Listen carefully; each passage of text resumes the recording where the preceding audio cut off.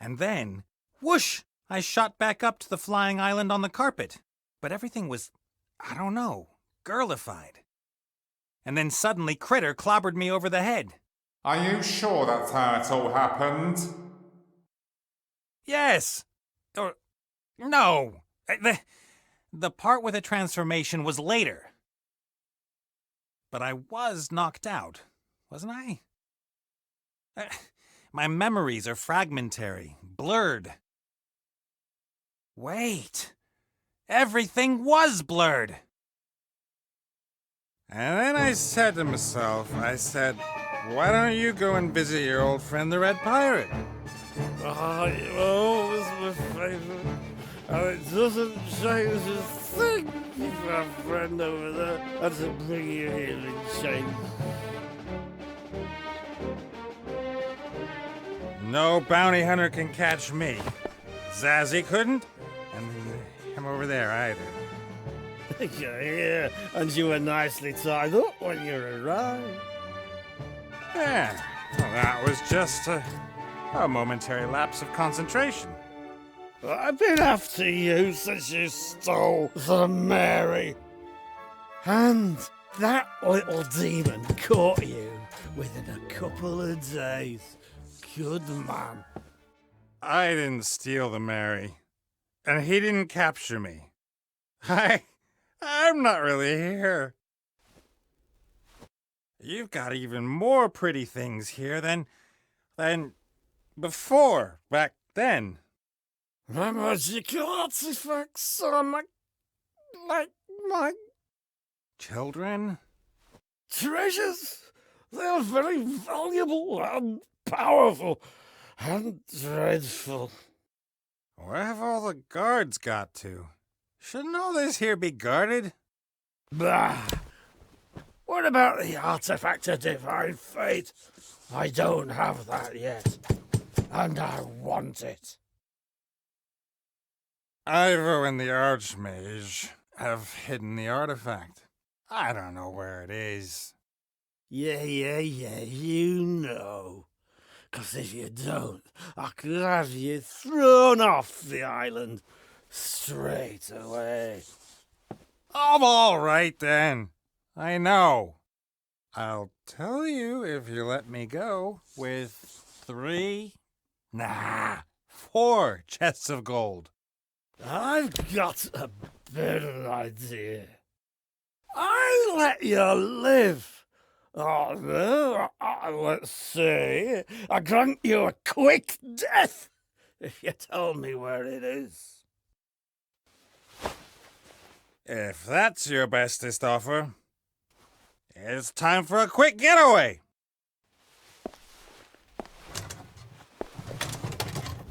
I also hit little people with glasses on, with pleasure. All right then, if that's how you want it.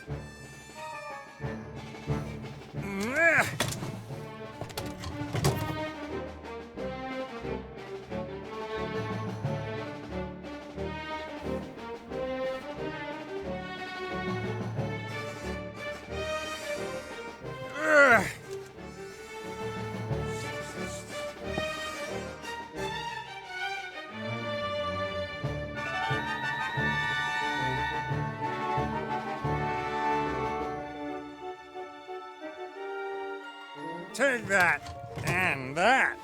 Ha! Had enough? Oh, what fun. You'll last some action round here. I'll take him outside and stick his head in some cold water. Perhaps he'll start thinking straight again, within the bounds of his capabilities. That's a good idea.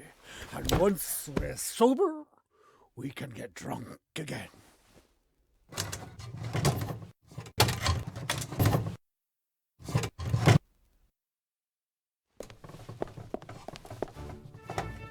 Leave me.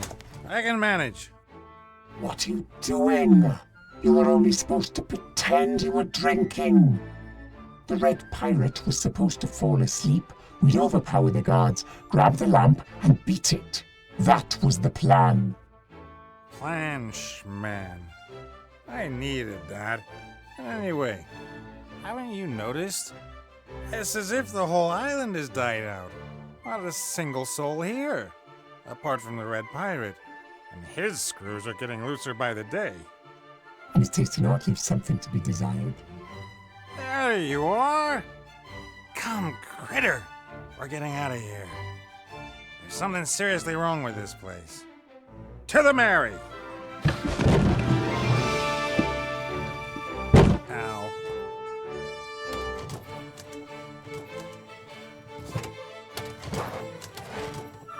Archivedьму!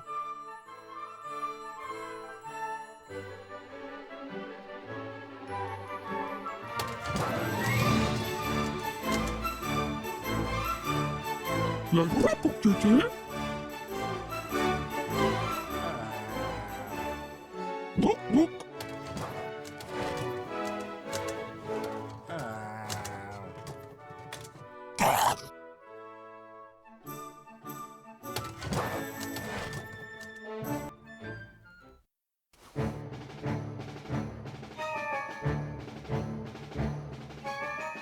Oh, God. Left alone. Alone.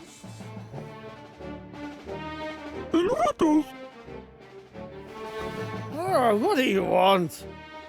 You're the critter. Nate's sidekick, right? Leave me alone. I want to sleep.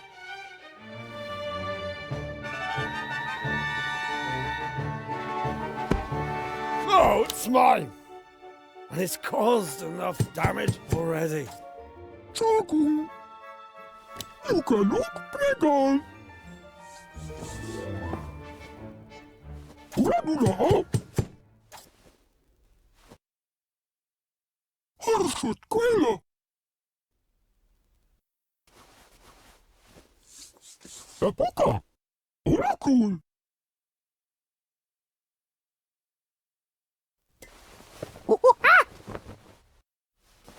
Оставил.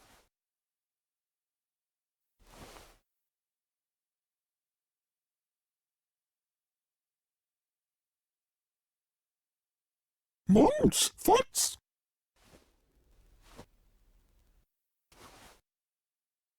Итак.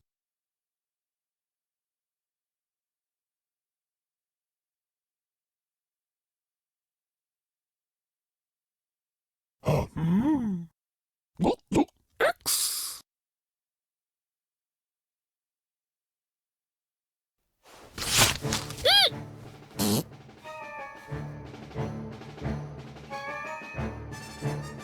Elevators!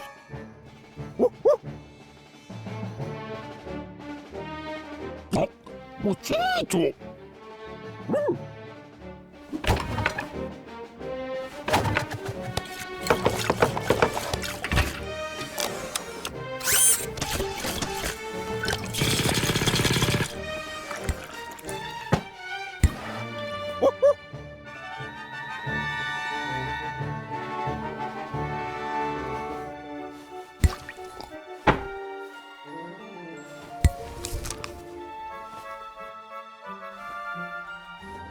Elevators!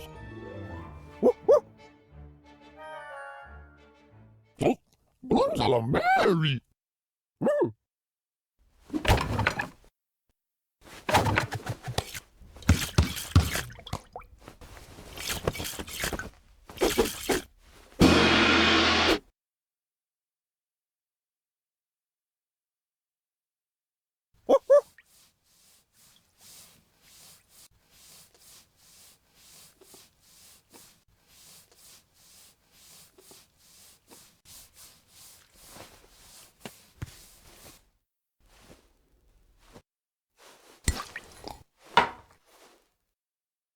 Stop this thing!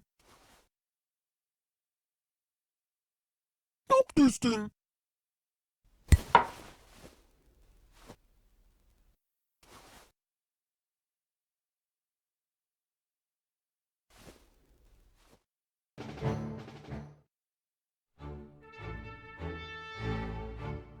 Snooks!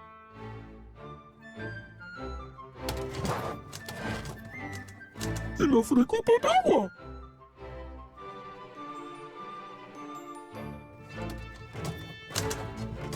El ratos. That is unprofessional. Put it up. There has been pirates on his bedside rug. Oh, should have known better. Look, look.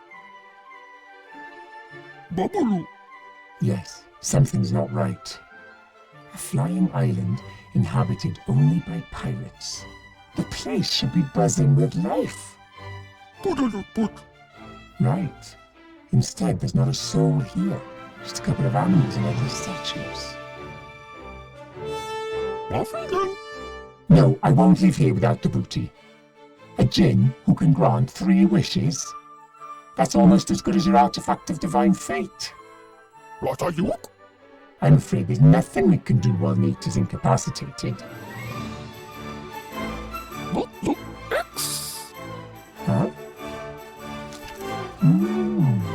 Hangover healer. Milk, peppermint and salt. A barkeeper's worst nightmare destroys hours of good work in seconds. Good idea. X, X. No problem. Yoo-hoo! You can look pregnant. You're lucky the Mary's locked up and the old tub only obeys Nate since he saved her life. Otherwise, I'd have nabbed the lamp ages ago and been long gone. You just make sure Nate comes around again, okay?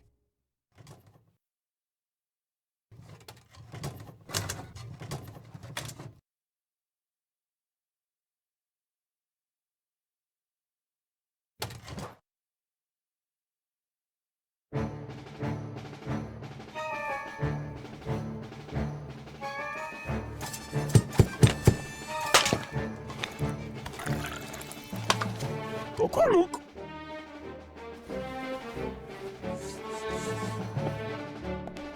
Look.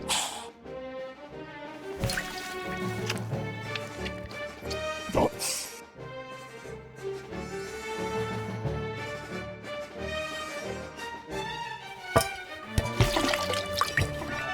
That's all, Luca.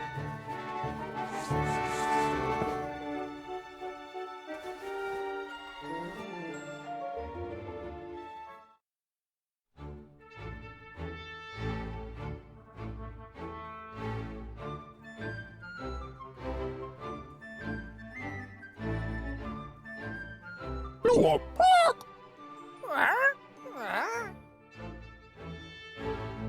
Harshut Quilla!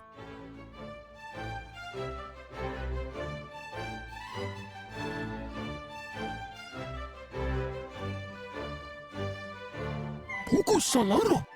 Ula Nula Ha!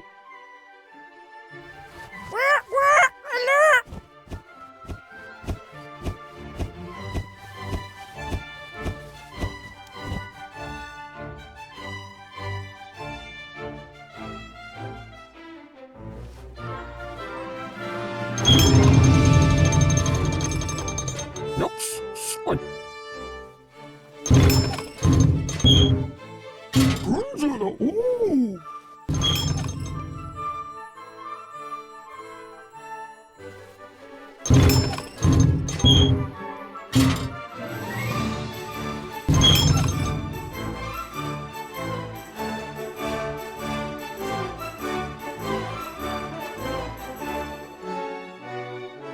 Nops. Yoo-hoo!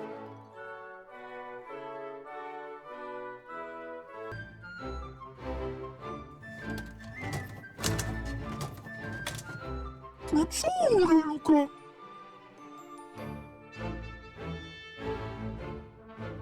That's all, Luca.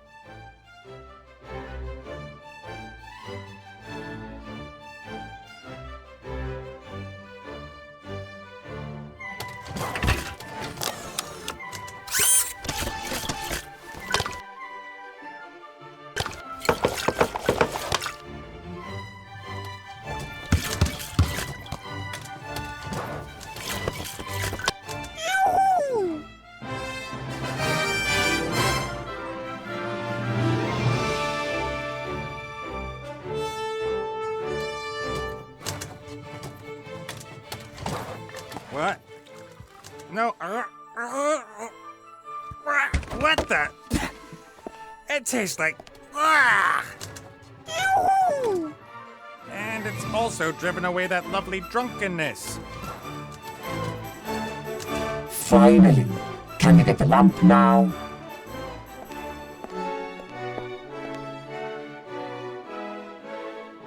We need to get out of this cemetery. There'll be plenty of other opportunities to find fame and fortune out there.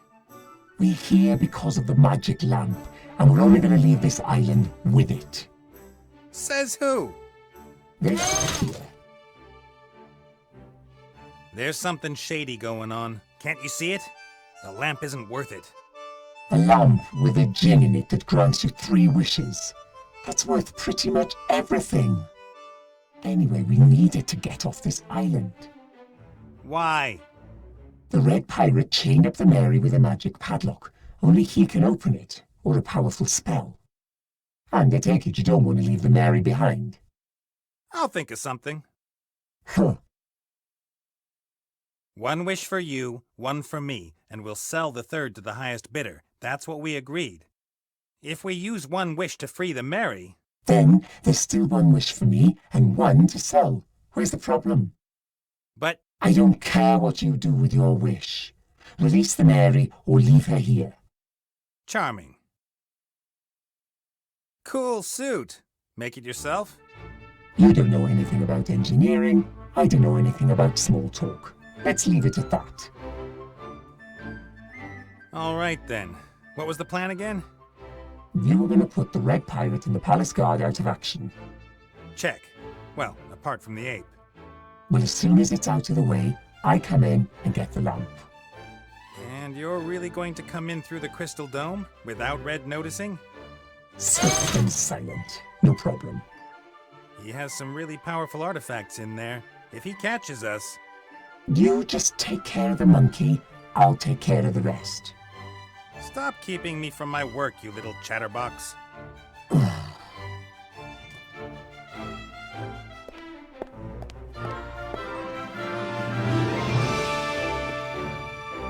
My Mary. The Red Pirate himself chained her up when we arrived. I wasn't expecting that. Granted, it did used to be his ship, and he's attached to her. But a huge magic padlock? It's a bit over the top if you ask me.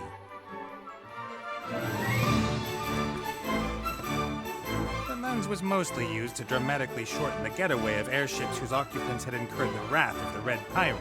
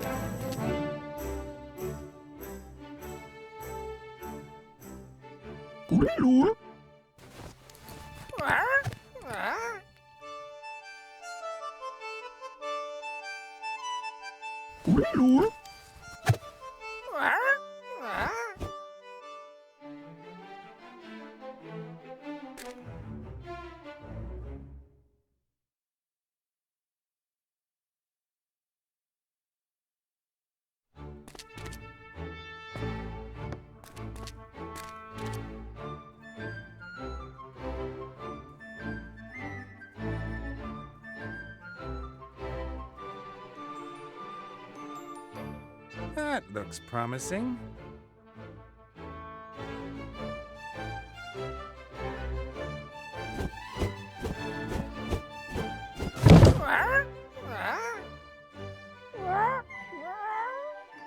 Good night, Gracie.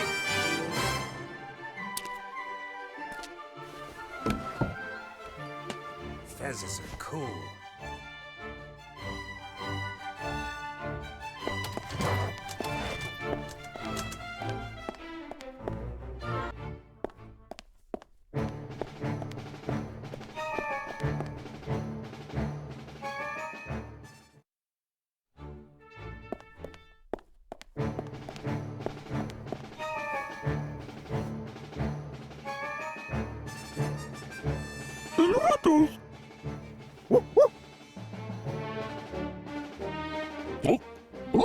Mary!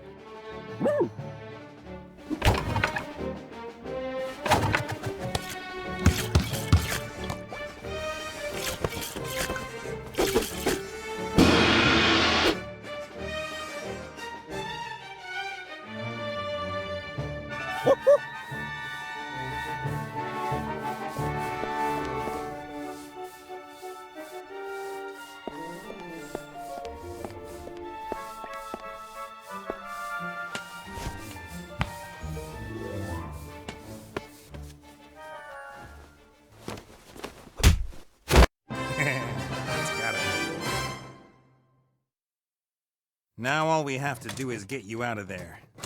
That's my job. Right. How long will it take? In the meantime, I could...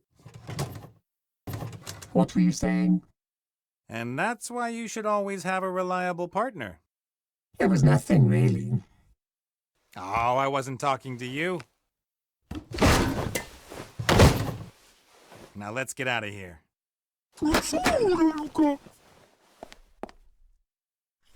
Get ready for the big show, critter.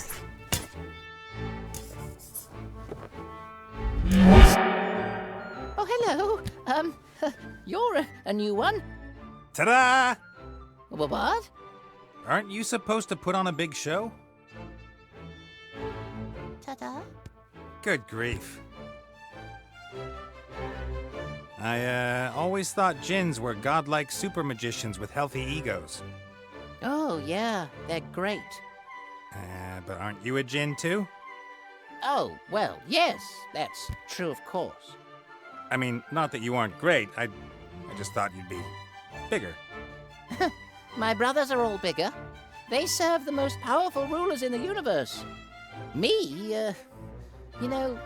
they sent me here to practice. They said no one in this strange old world would really notice if I screwed things up. Nate's the name, but you can call me Master Nate. What's yours? Benjamin bin Nabil Tafik bin Ekrem Kamal bin Abbas ibn Hadshi. I'll call you Benny. As you're a djinn, you have to grant me 3 wishes, right? Of course, yes, sure. But it would be nice if, well, can we agree on 3 small wishes? you mean if I want my own kingdom with immeasurable riches, and it's only allowed to be a small kingdom? Yes, well, I could perhaps come up with a coin. A coin?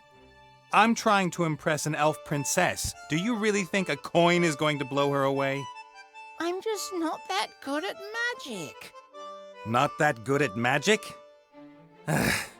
Take 10 breaths and count deeply. All in good time, Nate. All in good time. Let's start with something easy. Open that. Oh, Oh? it's not really that easy. Not that easy? Please don't pressure me. I don't like it when people get on my back. Concentrate and open it. That's my wish. All right, then.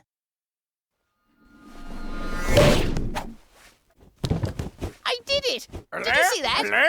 The padlock. You're supposed to open the padlock. But that's a magic padlock. I can't do that. Benny, now. But what if I do something wrong? There's no time for discussion. Open the padlock, now.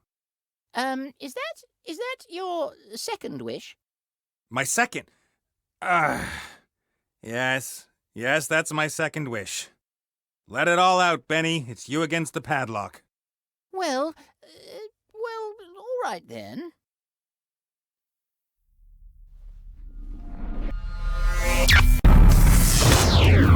I can explain. The lamp belongs to me. Oh, I'm happy to talk about it. Uh-oh. Uh-oh?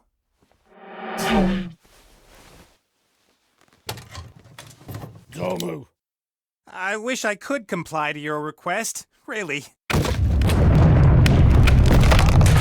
Ah!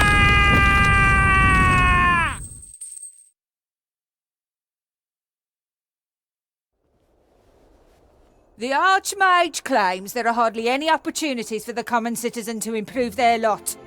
The rich stay rich, the poor stay poor. That's nonsense, of course. Have you got that? Nonsense. Yep, got it. He pleads for more education, for the poor as well. What do you say to that? Too complicated. My party and I have found a simpler way.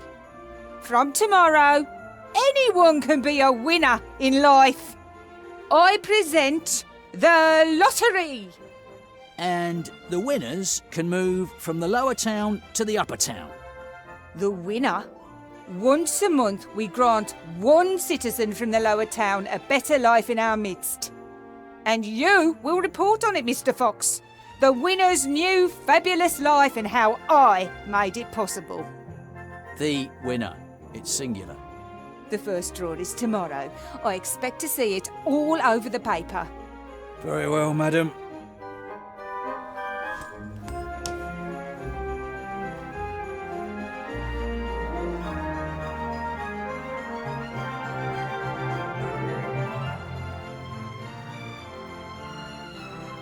I was quite surprised when one morning suddenly the second tower appeared. The older folk remembered that it had once always been there, until one day it just disappeared. They didn't really pay much attention to it at first because the town housed the mage school. Magic stuff happens. But when it didn't return, they just forgot about it. But I wonder how the tower managed to return unnoticed. I mean, if a tower climbs over the town walls and over the town's rooftops to get here, someone's sure to notice. The Archmage no longer lives alone in the tower. He has some family learning the art of magic there too. But it's difficult teaching adults magic. Their minds are less open and they're too stuck in the physical world, and they lack the imagination for magic. No, the next generation of real mages will be the young, trained by us in the school. In 10 years, the Mage Tower will be teeming with the school's finest. Hello, Bill. Wilbur. How's business? Could be better. I thought business would be booming now that the war's over. It is. But it could be better. Were you in the lower town today? What's the situation like? Those loonies are taking over. What, you mean the protesters? More gold for everyone, they demand. They should work instead, then they'll have gold. But isn't that the problem? They want to work, but there aren't any jobs. There's enough work. I've offered a couple of them work. Yes, but they'd like to be paid. You see, so it is all about gold. You give those layabouts a little finger and they take the whole hand. And who's supposed to pay for it? The honest trader. Then you're on the council leader's side, right? You bet. All the traders are. She's one of us after all, even if only by marriage. Her husband, old Van Buren, was the richest trader in the region. Was? Been dead 2 years. Was the last Van Buren. His father and his uncle before him were full-blooded salesmen. Out of their parents' vast and powerful trading group, they made an even vaster and more powerful trading group. Van Buren knew what to do, and the widow knows too. She knows the hardships the traders suffer, and is sure to cut taxes. Do you even pay taxes? No, but they're too high nonetheless. Looks like your crane's ready. Oh yes, finally I can lower goods straight down to my store. Saves on customs duty and paying bribes to the town guard down by the gate. Is that legal? Not paying bribes? Dunno. But nowadays an honest trader's got to look out for number one. I have to be going, Bill. See you next time. See ya.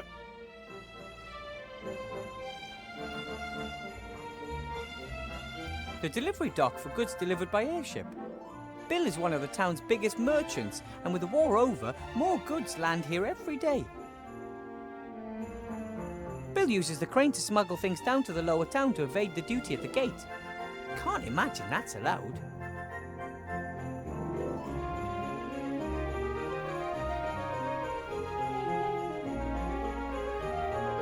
I'm not so convinced that this lottery is a good idea. Sure, it's a fine thing for the winner, but wouldn't it be a coincidence if the right person won?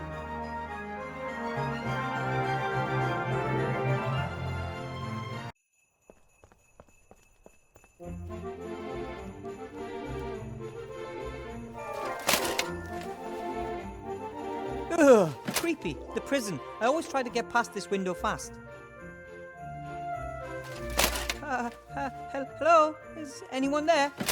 You bet there is.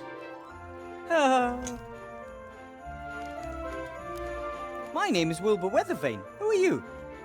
Uilbur Ветровейn? Good alias. Call me Mr. X. My friends call me X. X? Strange name. Still, better than Goalpost Head, I guess. Why are you locked up? They want me out of the way. I know too much. But they don't just lock people up for being intelligent. They do if you know the wrong things. We are being watched. By whom? They are watching us.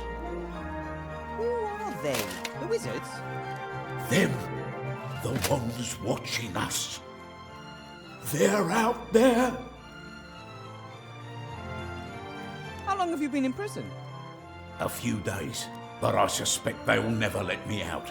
I'm a political prisoner. They want to silence me.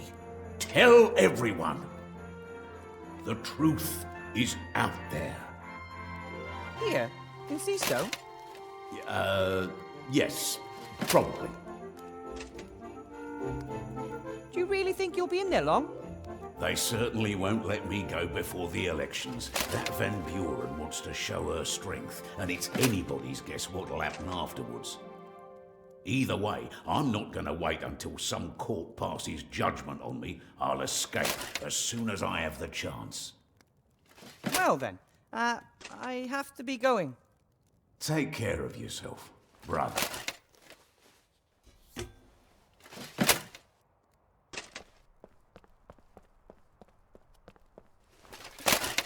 All of the expensive shops in Seastone are here in the upper town. This bakery makes the finest pies, the most delicious cakes, and the most amazing chocolates. Luckily, I don't have enough money to buy myself a treat every day. Otherwise, it wouldn't be too long before I no longer fit into my teacher's robe. The coat of arms of the proud town of Seastone, capital of the Alliance and largest town in all Aventasia. With the refugee camp on the outskirts of town, Seastone seems larger than ever before.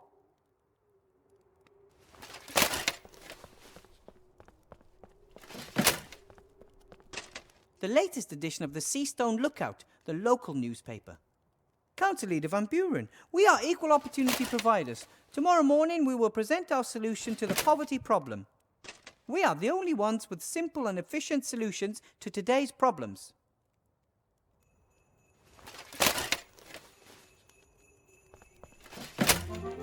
Hello, Mr. Shieldhand. Well, I never. If it isn't little Weathervane. Weathervane to you, Mr. Shieldhand. Professor Weathervane, to be precise. Oh, your lordship, forgive me for not kneeling. I see you're still the captain of the town guard. It's captain and its only member. Why aren't there more guards? Surely it's impossible for you to keep the peace all by yourself. The council leader of the merchants doesn't see it that way. She handpicked me for this post. Nothing is more important than loyalty, she said. How are things in the lower town? Same as here, just dirtier and everything smaller. What about the refugees? Dunno, it's been a couple of weeks since I've been down there. From up here, it looks like the tent city has stopped growing. Either there are no new refugees arriving or the place is just full. Aren't you responsible for the lower town too? Can hardly be expected to go down there. The place is crawling with criminals. But anyway, the anarchists have erected barricades. Even if I wanted to, I couldn't get into the tent city. Why is the gate closed? I want to go to the lower town. Curfew. After dark, residents of the upper town can only enter the lower town with special permission. Who came up with that? Council Leader Van Buren. She's worried about the well-being of the residents of the upper town. And where do I get one of these permits? Nowhere today. You can go to the town hall and apply for one there tomorrow. But I'm supposed to meet Remy in the inn tonight. Tough. There are posters over there spreading lies about the Archmage. So? Those are lies. Anyone could read them. A couple might even believe them. Nah, what can you do? You could remove them.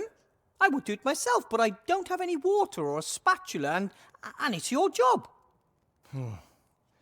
All right then. Tomorrow. I've got way too much to do now.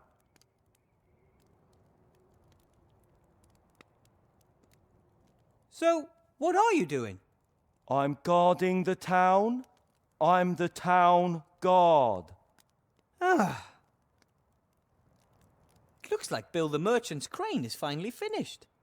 It's been 2 days. He's been transporting things up and down all day. And you inspected the goods? Why should I? Isn't there a toll on transporting goods like alcohol and pipeweed and other stuff from the upper town to the lower town? There are real crimes going on in this town. I don't even have the resources to take care of them. Bill said something about bribing the town guard. Would you know anything about that? That's an outrageous allegation. The town guard is not bribable. That's good. Otherwise, you'd probably have too much gold. I mean, if no more goods go through the gate here, then no one needs to be bribed, eh? That's right. So you're saying Bill is cheating the state of its well-earned taxes because he's smuggling goods into the lower town? Do you want to ban him from running the crane? No. Bill and his colleagues are very influential. Anyway, no one said anything about a ban, did they? No. I've got another idea. How can I do it? What do you need to do to stop the smuggling? Someone would have to mark one of Bill's barrels of alcohol and then order it from the lower town. If the said marked barrel turns up there tonight without the tax having been paid, then we have our evidence. You can be really clever, Mr. Shieldhand. The only problem is, I can't leave this place. I have to guard the town, you see. But you can fulfill your civic duty and help the town guard. Civic duty? You want me to do your job? Not for nothing, of course. What do you want in return? I want a pony. Aha! So you want free access to the lower town? Ah, no, I want a pony. Yes, you already said that. That's not how it works. You want to go to the lower town, I won't let you. But, coincidentally, there is something you can do for me. So we'll come to an agreement and you get... a pony? Ugh. Fine then. I want into the lower town. Excellent. Now you help me convict Bill and I give you the key to the gate. Oh, okay. Here's a piece of chalk.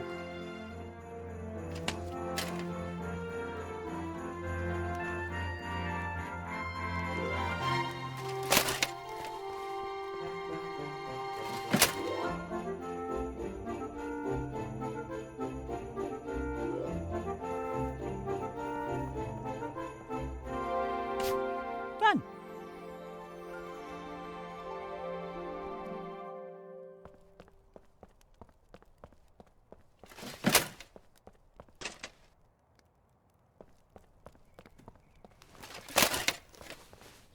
Some famous knight. He's already lost both legs and his sword in battle, but his fighting spirit is unbroken.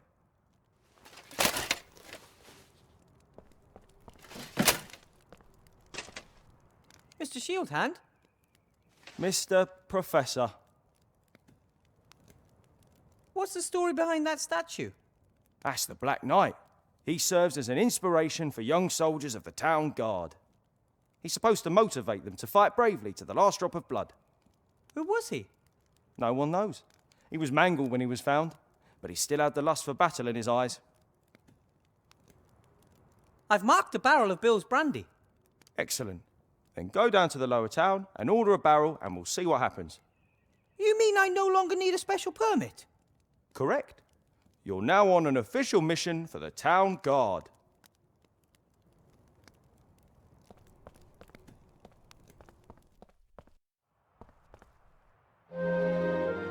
I'm sure Shieldhand won't let me back into the upper town until I have proof of Bill's bootlegging. Bill's stall. During the day, he sells stuff from the upper town that you can't normally get down here.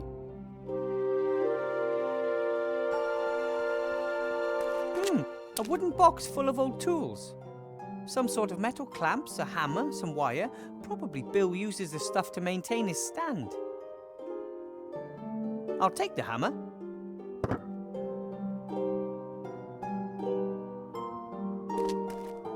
Psst! Bill! Who's there? And what do you want? My name is Guybrush, and I want to be a pirate. Hello? I said... Yes, I heard you. I just can't believe you tried that old gag. Sorry. Who are you, and what do you want? It's me, Wilbur.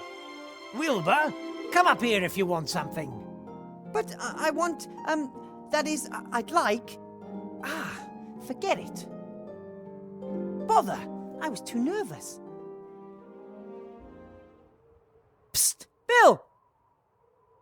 Who's there? And what do you want? It's me! Mr. Shieldhand, I want to talk to you about my bribe. Or lack of, to be precise. Why do you call yourself Mr. Shieldhand? Because Anton. Anton Shieldhand is my name. And I want a bribe. Petey, is that you? It's bloody dark down there. Yes, it's me, Petey. Why are you putting on a funny voice all of a sudden? You really are a crazy dog. So what can I do for my favourite errand boy? I need a barrel of brandy for the inn. No problem. What's the password? Password? What password? The secret password. I can't just offer illegal goods to anyone, especially as I don't have any. Oh, that password. All right. The password is... Is it fluffy bunnies? What? No. Construct additional pylons? Are you just guessing? No. What's the password? What about you? Do you even know the password? Of course, but that's hardly the point. Should I buy my illegal goods from just anyone? All right then, the password is marmalade. The password is marmalade. No, it's not. I just wanted to wind you up. Well, what's the real password? I don't know the password. Why not? Aren't you Petey? Step into the light. Yes, I am. But I forgot the password. Ha! That's just like you. Ask in the inn. The owner knows it. Fine.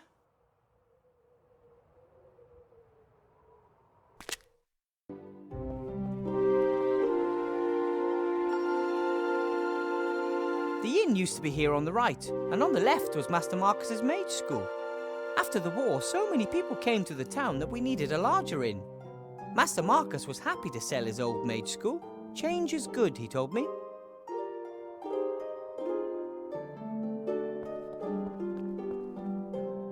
Seastone has grown quite organically over the centuries. There are doors behind which there are only walls, staircases that lead to nowhere. Maybe a house was supposed to go here, but the builder changed his mind. At the moment, more people live outside the town than inside it. Most of them are refugees. There were days when the wagons were lined up nose-bag to bumper, and the road was full of them as far as the eye could see. This cart's been here a long time. Strange it wasn't used for either the temporary tent city or the barricades.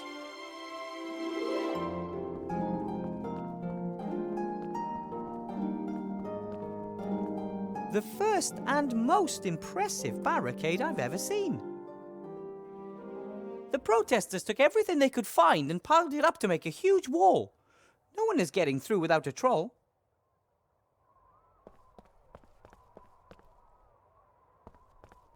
Someone has put a bucket of water next to the fire pit. Security isn't normally a priority in Seastone. But with all these wooden houses, I'm glad to see an exception. Usually citizens and visitors to the inn warm up by the fireplace on cold nights. Paper, wood, everything's here, except for someone looking to warm up.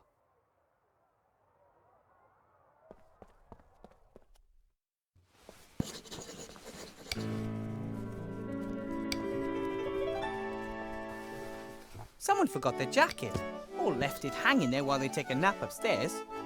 That would be risky. The crime rate in this town is at an all-time high.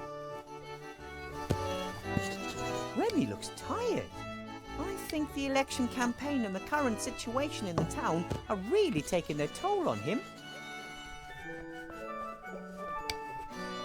Hello, Remy. If it isn't the magic school's new star professor. How was your first day, Wilbur? Please don't ask. But I am asking. You are my friend and you look far from happy. What's wrong? Headmaster Block is very mean to me. He gives me loads of difficult tasks. All of which you've solved, knowing you. Yes, but then he gives me new tasks that are even more difficult. And even if I worked through the night, I still couldn't finish them all. No one could. Interesting and curious. If he wanted to represent you as the Archmage's bad choice, then he wouldn't have given you exercises that are clearly impossible. People would realize what kind of game was being played, and the trick would backfire. Did you notice anything else? Yes. I surprised Headmaster Block in the staff room as he was rummaging through a desk drawer. But he was startled when I spoke to him, like I caught him doing something. He didn't want you to see him fiddling around in his own desk drawer. Interesting, isn't it? At first there was the unsolvable exercises, and now the desk drawer. Something's not right. That's what I think too. You don't look all that happy yourself. Tough day. Tough week. I'm worried about the Archmage's safety. The situation in the town is explosive. He was heckled on the street while checking up on a field hospital down there. But it was just some wound-up idiots. I'm worried about the one assailant who has enough brains, resources, and volition. Someone? Like Headmaster Block? Hard to imagine, but it can't be ruled out. We need more information. The council leader was standing up by the new lottery drum, dictating tomorrow's edition of the Lookout to a reporter. Yes, she has the Lookout under her thumb. She's a horrible piece of work. Ambitious, stubborn, and unscrupulous. A dangerous combination. Comes from a humble background, but got her feet under old Van Buren's table. Tried to persuade him to do all sorts of new business deals and start a career in politics. Many say he died so young because he finally wanted to be left in peace. How did she end up as the Archmage's most promising challenger? The Archmage doesn't want the most important posts in government to go automatically to the richest citizens anymore, but rather to the most competent people, chosen by the people. And of course the nobility and the merchants don't like that one bit. They were seething when they found out about it, but there was nothing they could do to start with. The Archmage was too popular, untouchable. But then along came Sybil Van Buren, and she had a plan. The election was to be approved and set for 1 year's time. 1 year in which she put up obstacles in the Archmage's way and sabotaged his politics in any way she could. Her only aim was to make him look bad. By the gods, how I'd load it if she succeeded. But we will win the election, right? The Archmage, I mean. Van Buren has used all her resources. Powerful, rich friends with important posts at the Seastone Lookout. The only newspaper left in town. Simple slogans, simple solutions, patriotism and resentment. She tells the people what they want to hear. And yet, the Archmage will win the election. Every vote for the council leader and her cronies is a vote too many. But stupidity amongst the voters has not prevailed yet. Why doesn't the Archmage defend himself more aggressively against the council leader? Why doesn't he just tell everyone about her scheming? He wants as many people as possible to take part in solving our problems. He doesn't want there to be two sides at each other's throats. But I don't know if it will work. People are starting to accept the conditions. They blame everyone and everything, and they don't even try to change anything anymore. I asked the Archmage about it. You know what he said? He's comfortable having things stay as they are. That's why many favor it. Progress requires effort. What kind of world would it be if there was glaring injustice and everyone put up with it just because change takes too much effort? But hey, I'm just a rat. What do I know? So what do we do now? Keep an eye on Headmaster Block and see what happens? So near the elections. A supporter of the council leader behaving suspiciously in the vicinity of the Archmage. No, too risky. We can't wait. So you're gonna have a look for yourself? I'd like to, but perhaps that's precisely their plan.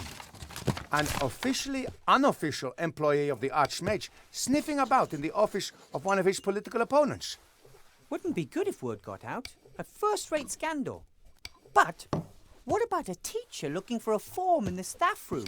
A teacher who is in the school because the headmaster has given him tasks to be done.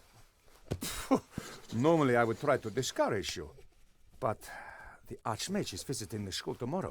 If his opponents are planning something, we have to expose them tonight. I'll do it. I'll have a look around and get back to you if I discover anything.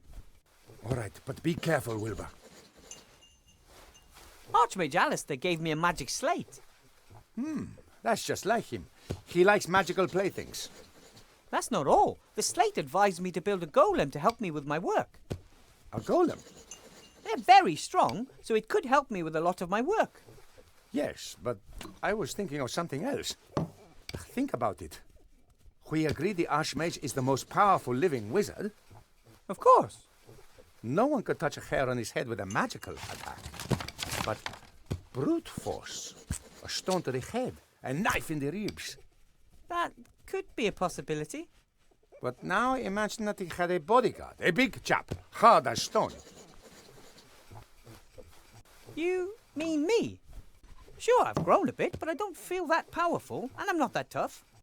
No. I mean a golem. Ah, okay. I get it. Even a troll wouldn't get past a golem. Best of all, golems are absolutely loyal. They simply cannot help but follow their master's commands. And if I order it to defend the Archmage with its life? Then that's exactly what it'll do, and no one would get past it. That sounds fantastic. Can you manage that? Building a golem and bringing it to life? I'll sure try, at any rate. I'll get it to complete the headmaster's stupid tasks first, and then guard the Archmage. The headmaster and the council leader have come up against the wrong gnome. Then let's not waste any time. I'll build a golem bodyguard for the Archmage and have a look around the headmaster's office. Good idea. And let me know as soon as you find anything peculiar. No heroics, Uwilbur Ветровейн. I'll be careful. I'll go back underground. I want to find out about the dark magic the Archmage has been sensing for days. Good luck! You and Van Buren will not succeed with your plan. You may have great and powerful friends, but the Archmage has small and cleverer ones. Remy left his class. There's a mark. It says 2CL beside it. For most people, that's just a little sip. But for a rat, that's a fair amount of booze, I guess.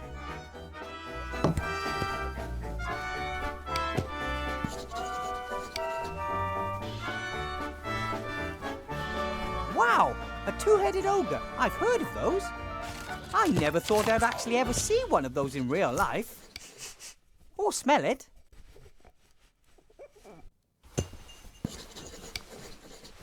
Hello! Little mini-man.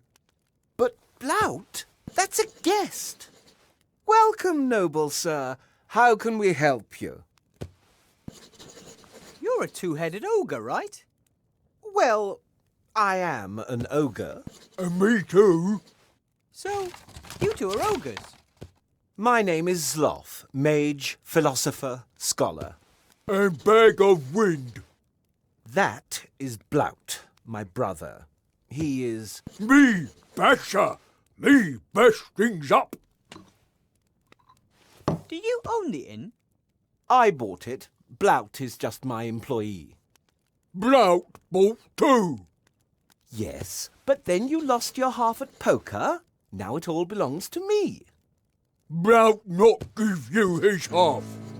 Blout best laugh if he tried to take away. If you touch me, I'll have you thrown in jail. I have heard that you buy your alcohol from Bill. We don't have much choice. He's the only trader who'll sell us alcohol. Expensive! You're right there. The prices are unashamedly high. Seastone is a big town with lots of merchants. Why is Bill the only one selling alcohol? Since the town was virtually besieged with refugees, there's been no way for the farmers and traders from the surrounding areas to get through with their ox carts. Right. And Bill gets his supplies by air. Just the same, there's still more than one merchant in the upper town, isn't there? Of course. Bill trades alcohol, another trades in lamp oil, the next one in mana potions. That way they avoid competition and set any price they want. I smashed them all! We are upset about it. Would you perhaps be interested in a barrel of brandy? I'm sure that Bill would deliver today. No, thank you. We still have stock, and we have much fewer guests since the barricade was erected. But I need the password. The password for Bill's crane capers? If you were one of his trustworthy customers, you'd know it. How about we try and bring down Bill and his exorbitant prices? What are you thinking of? Bash him? Well, let's just say I could put the long arm of the law onto him. Shield hand? Tin Man. I don't know. The plan is absolutely Anton-proof. We're all set. I just need Bill's password and bam! We have him by his muttony legs. And it won't be traced back to us? I really don't want to be paying even more for our alcohol in future. It's a secret covert operation shrouded in secrecy. Shrouded in secrecy. He has earned it. Oh, all right then. The password is, gold won't make you happy. Really? Here, a bag of silver for the brandy. It will be worth it if it scuppers business for Bill and his band of ne'er-do-wells. Thanks. Are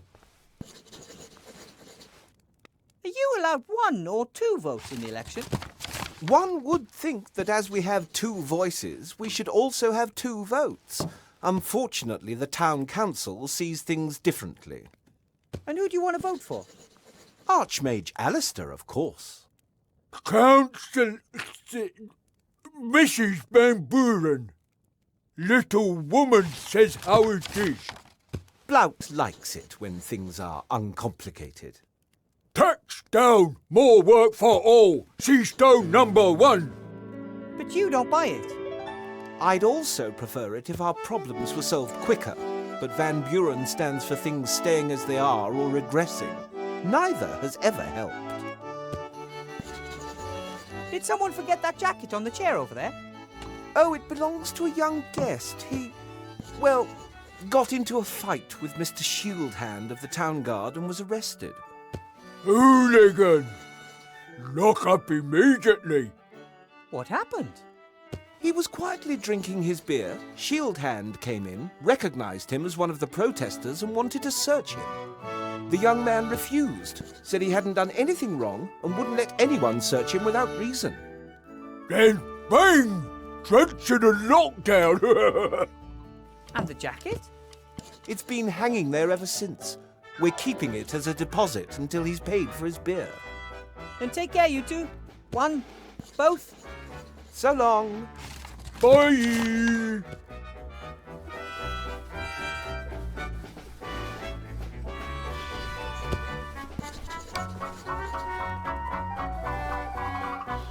The jacket belongs to a protester. It has several patches and a badge pinned on the front. No one noticed. The pin that was attached to X's jacket shows a black fist on a red background.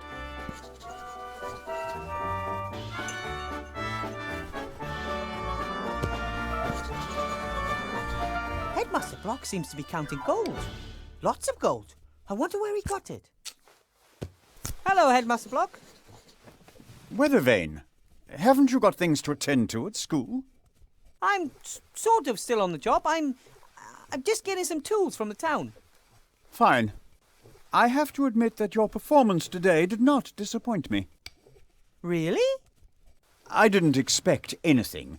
Thus, I was neither surprised nor disappointed that your results do not look good when compared to those of a qualified specialist. I think that you're unfairly giving me difficult tasks just so I can fail at them, and then you have an excuse to get rid of me. Oh, I could get rid of you with very simple tasks, Weathervain. It's not your fault. You shouldn't have been put in a position in which you are confronted with tasks that are beyond your schooling and your abilities. What are you doing there, if I might ask? Surely you can't earn that much gold as a school headmaster, right? Of course not. The gold is for the council leader's election campaign. I'm her party treasurer. Some people want the council leader to win the election very badly. Of course. They see their donation as an investment in the future, and they know how to make a difference. Have to be going. I'll be expecting you tomorrow after the opening ceremony for a staff appraisal meeting, so we can talk about your performance. Very well. My golem and I are going to show you. Master Marcus and Bill eventually had enough of this strange role-playing apparatus. I thought Master Marcus had outgrown his love of fantasy worlds, but now there's live role-play. I'm worried about him. Eventually he might spend all of his time in this fantasy role-play world of bicycles, tax returns, microwaves and branded soft drinks and forget the real world entirely. The thing makes a good fireplace, and the boar's head from the old inn looks good there too. I must say that, overall, I really like this pub. I hope that in a few days I can celebrate the election victory here with Remy and the Archmage. Swinging Seastone, the town that never sleeps. This postcard was clearly sent before the war. Even the Mage School Tower is in its proper place.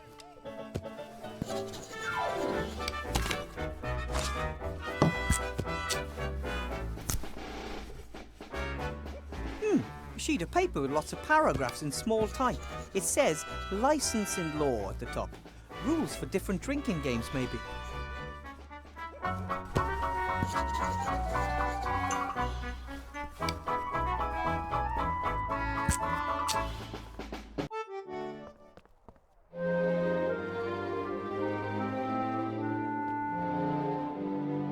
This looks like a hatch.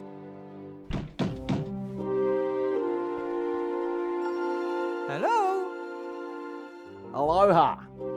Are you talking to the enemy?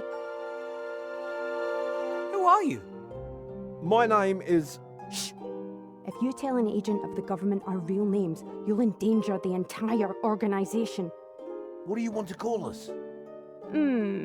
My name is John. No, Paul. Next to me is, J-Stop. Your name is Paul? But you're a woman. Gender is just one of the fictions indoctrinated by the patriarchal society. Oh, really? I didn't know that. What are you protesting about then? We're protesting against exploitation, against discrimination, against poverty, and against the destruction of the environment. Wow, those are all important issues. What do you plan on doing? We're already doing something.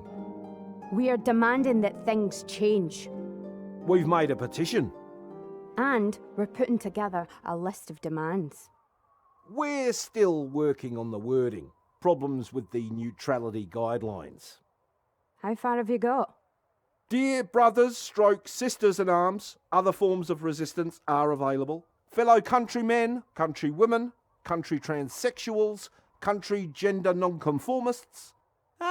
Getting back to the whole making a change thing. If you want to make a difference, you can write "like" on a piece of paper and pass it through the hatch. Then everyone will know you support our cause. I talked to a prisoner in the upper town. He's one of yours, isn't he? A victim of the state's power. Our first martyr. He's not dead yet. And if he got the cake, he'll be back with us soon. Cake? Shh. If you're for justice and change, you'll probably be voting for Archmage Alistair, right? The election's a joke. One corrupt politician replacing another, and behind the scenes it's always the same people pulling the strings. That may be true of the council leader, but the Archmage... Big Mana's got them eating out their hands. Exactly. The magic industrial multinational that was responsible for the war. So you're entering your own candidate? That's pure daft. There's no point. We're doing the only thing that will lead to success. We're protesting. Maybe I can pass on some of your demands to the Archmage and we can see what can be done. We demand that no one in Aventasia should ever be poorer than average. Isn't that mathematically impossible? Not at all. If every resident got exactly the same amount of gold, then no one is poorer than the average. But if everyone gets the same amount of gold without having to do anything for it, why would anyone bother to earn the gold in the first place? Only someone who belongs to the rich elite could ask something like that. Did you build the barricade? Aye, that's right. Do you like it? Yeah, it's beautiful. But it kind of blocks the whole street, doesn't it? We're gonna dry your lot out till you give us what we want. But the upper town is supplied by airships. We won't move an inch until you stand starving and freezing before us. But we've got plenty of food. And if my rabbit sheep didn't always take my bed, I wouldn't freeze either. I told you it doesn't work like that. We are protesting here, and there's nothing you can do about it. Everything all right in the lower town? Couldn't be better. The fire of protest is stoking up hell. People are being drawn closer together by a common noble goal. And because of a lack of space. Wheesht! Why did you set up the barricade here and not at the gate? That would have given you loads of extra space. And the inn would have been on our side too. Our barricade is more visible this way. The elite should quake at the sight of our resolve. I don't think they're doing that. You're clearly trying to drive a wedge between us, Agent. See? The fat cats are trying to sabotage us. They're afraid. That's a good sign. Have to be going. May the protest never end.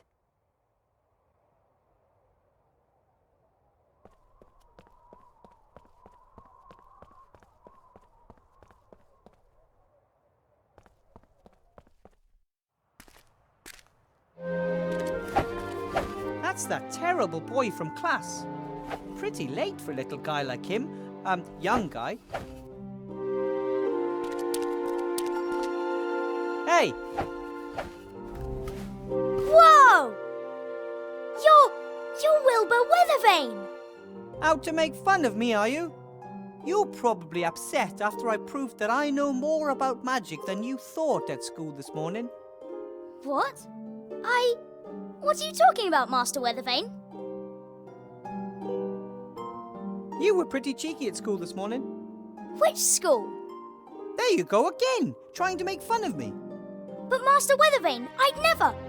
This morning in the mage school, you were trying to make me feel uncomfortable and look stupid in front of the other students. The mage school? In the upper town?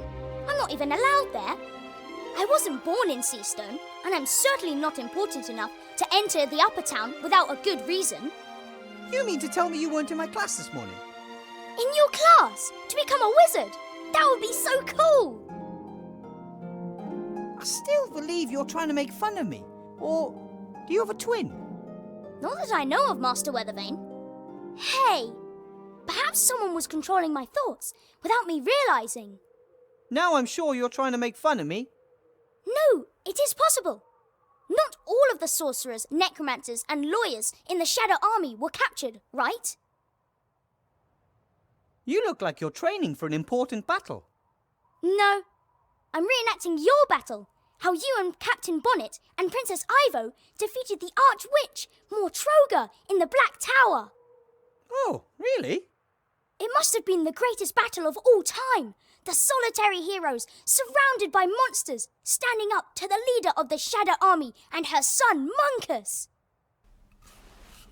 Boom! Bash! Ja! Well, maybe it wasn't quite that dramatic.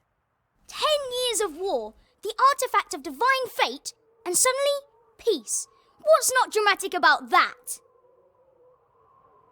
Do you know what the artifact of divine fate is? It can fulfill your every wish. I bet you wished for evil to be defeated. Right, Master Weathervane? We never used it.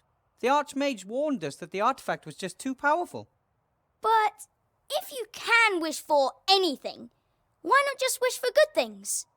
Archmage Alistair doesn't believe the world works that way, and I trust him.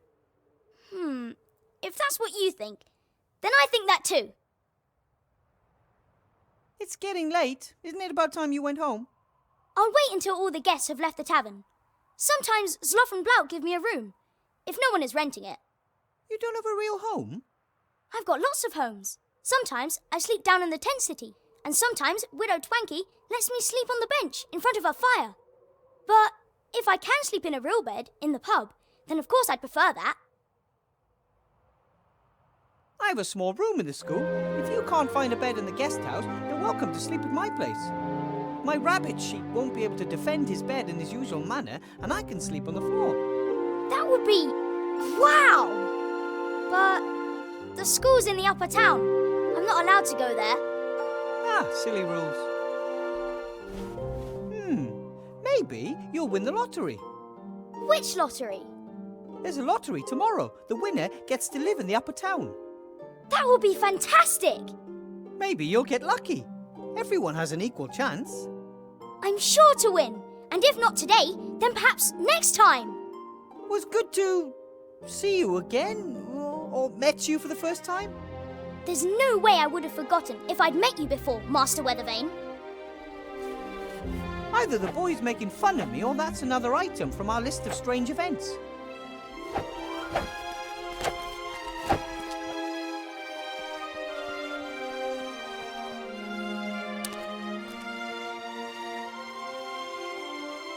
Psst, Bill! So, Petey, what's the password? Gold can't buy happiness. As long as it's jangling in someone else's purse. Absolutely right.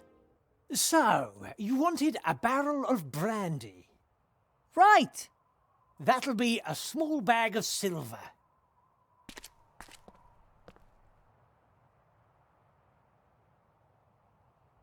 One barrel of brandy coming up.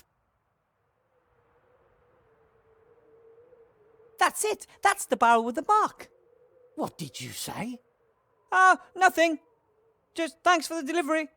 As long as you pay, I deliver. Take care. Bill didn't pay any taxes on that barrel. And those taxes build roads, care for the sick and elderly, and pay for my apple. Shieldhand won't be impressed. Sloth paid for that barrel fair and square, so it belongs to him. He should collect it before it disappears. So this is where the crane comes down. And up there's Bill sitting on his crates.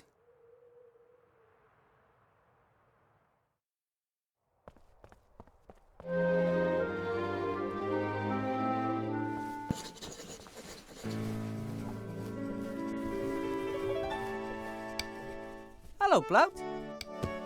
Willy Bear! Are you really sure you want to vote for Van Buren? Little woman with big hair knows what's what, has lots of gold and lots of success. And you believe that if she's elected, you'll get the same? Sure, promise. Fine. But I think the little guy is better off with Archmage Alistair. Me not little. And when Blout's soon rich and powerful, little people shouldn't take away his money. Before I became a mage, I worked in a dwarven inn in the White Ridge Mountains. You have stupid boss too? I am not stupid. Blout always have to work much more than Sloth. That's because you're so clumsy. We do the same amount of work. I might even do a little bit more. In too much work. No free time. Bye, Blout. Bye.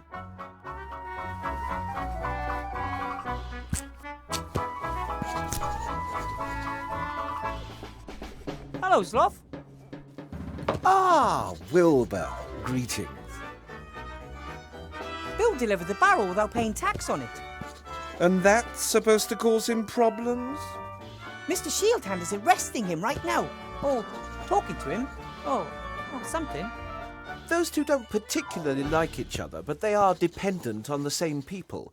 They wouldn't, blout. Bash each other? No. Bite the hand that feeds. Right. Ah, if only I was there. Then I could make sure they played by the rules. See you, Sloth. So long.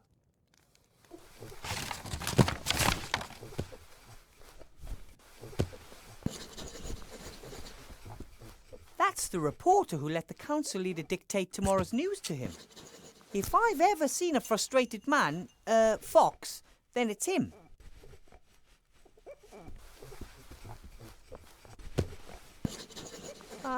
Excuse me? Ah, Weathervane, right? You know me?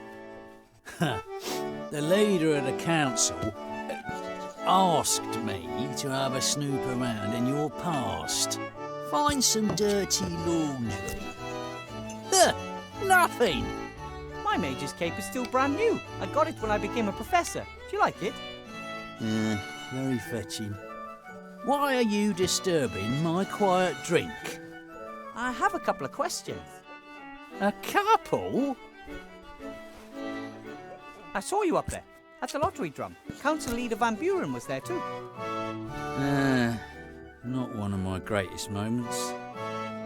Letting a politician tell me what I should write about her. So why do it then? You can't drink integrity. Anyway, it's fantastic being able to influence so many people's opinions. What I write becomes a big issue of the day, you know?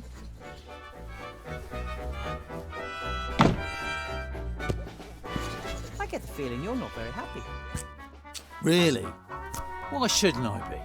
I've always got enough liquor in my belly and I've never earned as much gold as I have this past year. I spent it on women, alcohol and fast horses. I just frittered the rest away. I simply must be happy.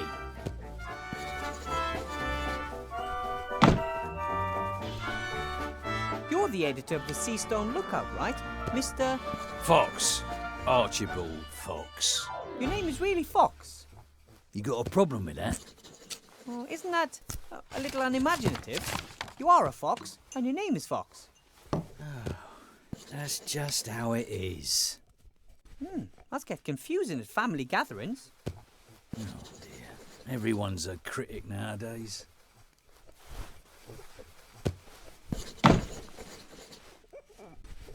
What are you writing at the moment? An article for tomorrow's edition. Pet dragon attacks on the rise. Child mauled. How does that sound? That's terrible. Is the child okay? Ah, don't worry. The kid is as made up as the problem with pet dragons. But then why write about it? Isn't it obvious? The Archmage simply doesn't do enough about the pet dragon problem. But I thought that there wasn't one. The leader of the council has now picked up the issue and has finally enacted a law strictly regulating the keeping of pet dragons. Everyone wins. My newspaper, because it reported on this urgent problem first. The leader of the council, because she acted quickly and decisively. And the citizens, because they don't have to worry about pet dragons anymore. Are you worried about pet dragons? No. You see, all thanks to Mrs. Van Buren. I noticed that you're always drinking from that same glass. So? Shouldn't the glass eventually be empty? It's a magic glass. Sloth came up with it. He didn't want to keep bringing me new glasses and I didn't want to keep waiting for the next drink. So he magically connected the glass with one of the barrels behind the bar. A win-win situation.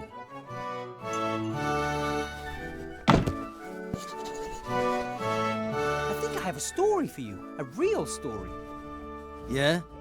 As we speak, the captain of the town guard and a notorious merchant are negotiating bribes. What do you say to that?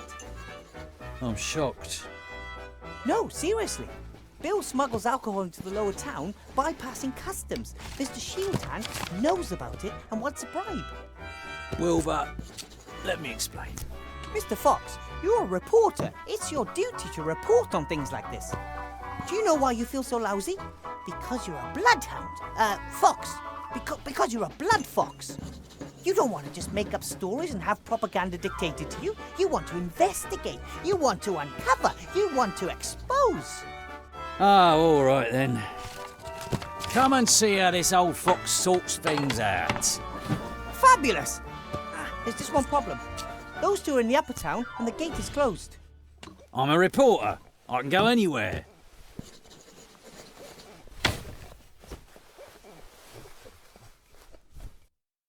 That's nonsense. If I gave you a gold piece for every barrel, I'd only be making 6 gold pieces profit on 3 gold pieces outlay. I may as well pay tax. I want my share. Nothing happens around here without my share. Good evening, gentlemen. And now him too.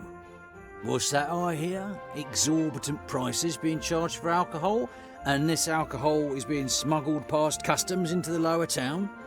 I was just in the process of clearing up the affair. What do you want, Fox? Push off. We've got business to do. That's why I'm here. I want to show my young friend over there how business is done in this town. Exactly. That's why we have laws, you know. Right.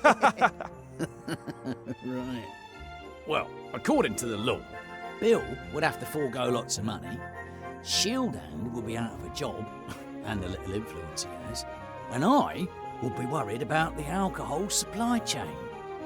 So what do you propose instead? I get my alcohol at the normal price from now on. No more daylight robbery for the old fox. Bill, you continue using your crane, saving you on customs. Our competent Captain Shieldhand here is then entitled to part of the savings. I save gold, you continue to earn more than you're entitled to, and Shieldhand makes a bit on the side. We all win. How does that sound? But... Sounds fair to me. Oh, all right then. Then we've got a deal. Come on, Shieldhand. This is cause for celebration. You see, little Wilbur here could clearly see that the situation was unsustainable.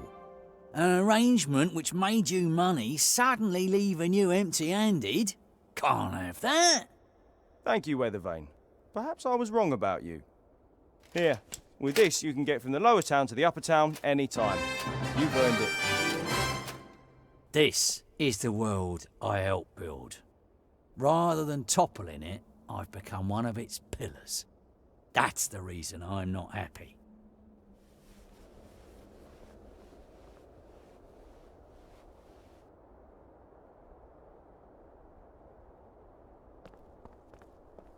Hello, Bill. Wilbur. What do you think of the lottery? Clever, ain't it? What do you mean? Well, you've got to give the rabble the feeling they could make it too, right? Make what? Becoming one of us. As long as everyone down there thinks their current situation is only a temporary condition on the way to fame and fortune, they leave us in peace. But some actually do make it. Yes, exactly. That's the spirit. Anyone can make it if they just try hard enough. Meh. I hear Mr. Shieldhand caught wind of your smuggling. Someone must have given him a tip. He's not exactly the sharpest tool in the box. Why are you telling me all this stuff? Bit about the customs, Mr. Shieldhand, the council leader. You're one of us. You live in the upper town. You're a professor at the magic school. Hey, tell me, you must have really bled the Archmage on that one, right? I mean, as the only available qualified mage. You probably get your weight in gold every month as compensation. Well, I get an apple, and I don't really like to talk about it much. I understand. In the end, the others want their piece of the cake too. So now you can just keep on smuggling your alcohol without worry? Thanks to you. It was a mistake depriving Shield Hand of his cut. One hand washes the other, and in the end, everyone's got more gold in their pockets. The system works. I have to be going, Bill. See you next time. See ya.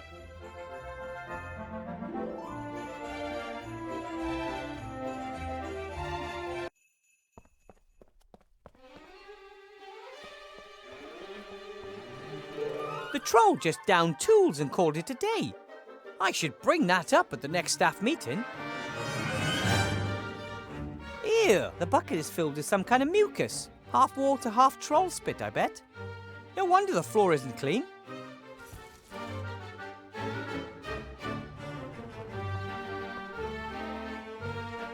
Remy hinted that I should have a look around in there. Something about the headmaster isn't quite right, that's for sure. The door's bound to be locked. Wonder if I can crack it. The door handles look like stupid ears. That was either a coincidence or a silly designer. Oi, I heard that. You can talk. And hear. And who are you calling stupid? You can hear and speak. Certainly.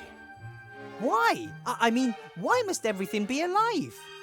How could I hear the access code if I didn't have any ears? And how could I tell you the code is wrong if I didn't have a mouth? You have a point. I teach at this school and I'd like to get into the staff room. What is the code?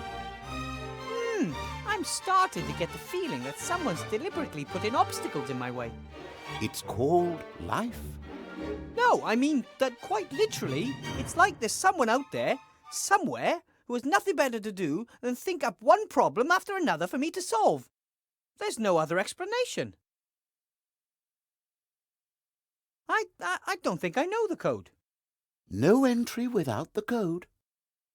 Presumably the headmaster just forgot to tell me. No entry without the code. I have to get that code somehow.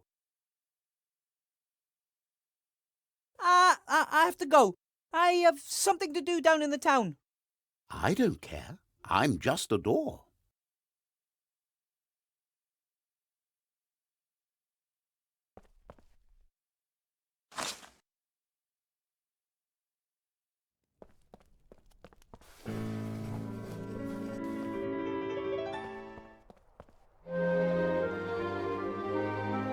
Hi, Timmy. What are you doing here? I want to know what's going on. All the rats have orders from my uncle except for me. I want to help too. I understand that you want to help and have a real soft spot for little heroes. But you're not the strongest and your health isn't best. The Archmage staying in power is much more important for the small and the weak than anyone else. We would be the first to suffer under the council leader if she won. You could be right there. I'm trying to build a golem, and I have to get into the staff room somehow. I could find a way into the staff room. There are lots of secret tunnels and passages under the town. One of them is sure to lead there. About the staff room? Yes? I need to get in there. But I need your help. Could you look through the notes on the headmaster's desk? He's a stickler for order, and I'm sure he'll have the door code written down somewhere. Why do you need to get into the staff room? The headmaster was acting strange and was hiding something in a drawer. I want to know what he's up to. Perhaps it's a bomb. Maybe. We need to find out what exactly. But you're too small to open the drawer. That's why I need the code. Got it. Tell me about the tunnels that run under the town. Some of the tunnels are old sewage pipes, but there are also lots of caves and old vaults down there. There are even some holes and crevices that rats don't dare crawl in. Some say there's a dark force. That sounds ominous. I've never seen anything myself, but I'm more worried about the zombies. They're spreading. Zombies in sea stone sewers? Yes, there are. But Uncle Remy says sooner or later an apprentice hero will go down into the sewage system and take on the zombies. When I first heard of you, they said you were very sick. I was often ill during the war, and hungry. We never had enough to eat until you came and helped us. Of course. Seemed like the thing to do. Not for everyone. Some people treat us like vermin. Some people don't like it that Uncle Remy works for the Archmage and gets paid for it. But he doesn't even keep the gold for himself. He shares it between the whole family. And it's a big family. I spoke to your uncle today. He looks tired. He works too much. Ethel says that too. He doesn't eat enough and hardly sleeps anymore. He says, I can sleep when we've rebuilt the country. You shouldn't overdo it. He'll be no help if he collapses. That's why we have to help him. He wouldn't have to do everything on his own if you and me pitched in. Okay, you try and get into the staff room, then we'll meet back here, okay? Be careful. I always am.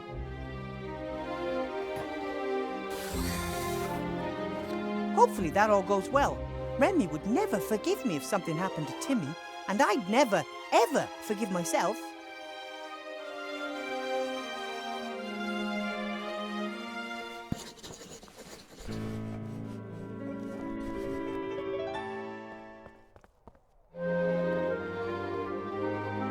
You're back. What did you find out? Lots of documents full of lists and numbers. Nothing suspicious. But I did find an entry titled door with 4 numbers underneath.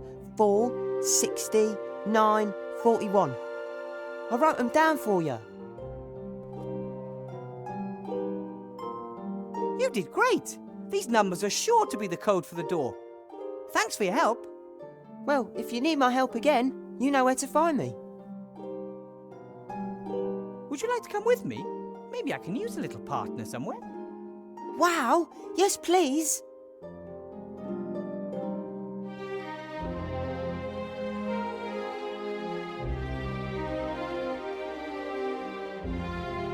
What can I do for you?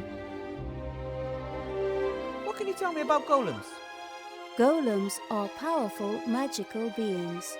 They are made of clay or stone, have unbelievable strength, and can work non-stop. Are they living beings or machines? They are tools for mages.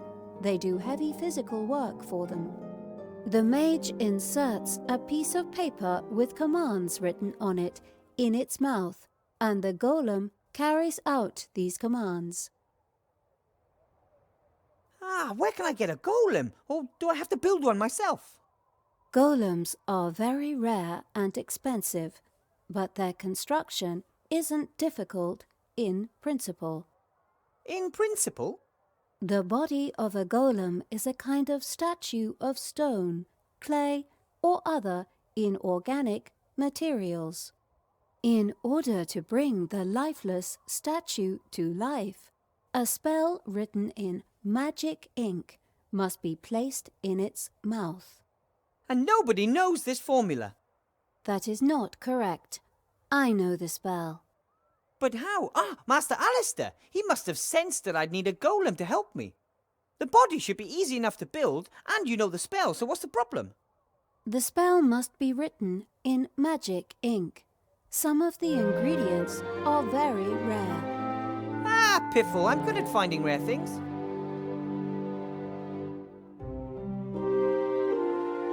What ingredients are needed for this magic ink? Does it have to be brewed like a magic potion? Like, stir 3 times to the left and then 4 quick turns to the right? I hope not. No, a simple mixing of the ingredients is sufficient. However, precise quantities are crucial. Okay, what are the ingredients? Exactly 2 centiliters of crocodile tears, exactly 12 drops of dragon sweat, and exactly 1 sea stone small ounces of soot.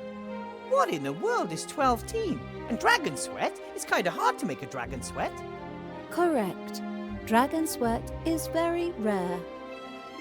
I'll think of something. Can you list the ingredients for me? No problem.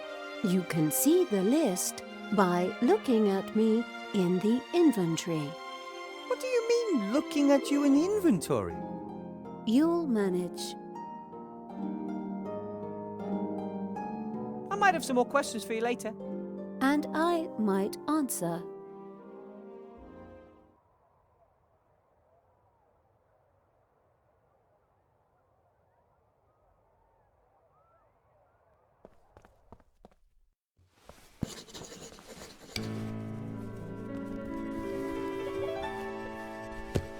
Hello, Sloth. Ah, Wilbur. Greetings.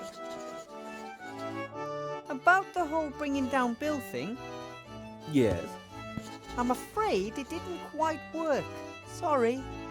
I wasn't exactly full of hope. And even if Bill did get his knuckles rapped, someone else would have come and taken his place. It's the system that doesn't work. Broken! The merchants are all in cahoots and fix the prices among themselves.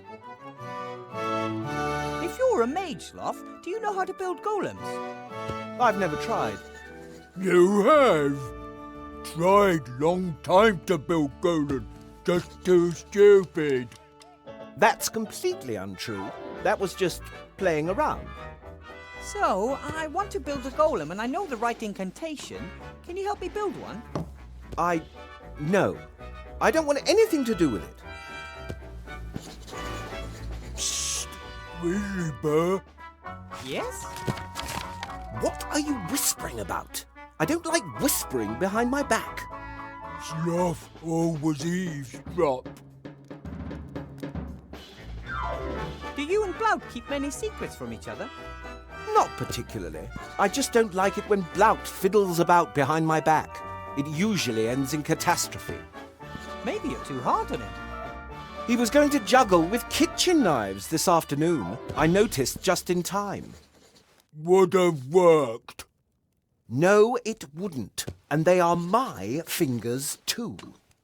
Sloth tell Blout off. Sloth always annoyed. With good reason. The pub, all this work, and on top of all that, I have to play babysitter. I lost track of time with all that ranting, and now I've missed the bakery. All your fault, Blout. The bakery up by the guardhouse? I go there myself. Which bakery do you usually go to? I like the one up by the guardhouse myself. Oh, they have those wonderful chocolates. I treat myself to one or two every night. You see, Sloth got fat. First of all, that's not true. And secondly, it's Flab born of frustration because I have to put up with you. See you, Sloth. So long. Hello, Blout. Wilbur. Blout, what did you want to tell me? I won't say. You're whispering again. If we talk louder, Sloth hear us. Oh, just stop whispering behind my back, all right? Okay, sorry. Want non-alcoholic drink as apology? Oh, no. You might have tricked me with alcohol once, but never again. So Blout got you plastered? Sloth get exhausted from itsy-bitsy thimble of alcohol. Sloth like little girl with pigtails. I have alcohol intolerance, or perhaps an allergy. What did you want to tell me, Blout? No, Sloth eavesdropping. I say nothing while Sloth listening. Huh. I'm not going anywhere. Bye, Blout. Bye.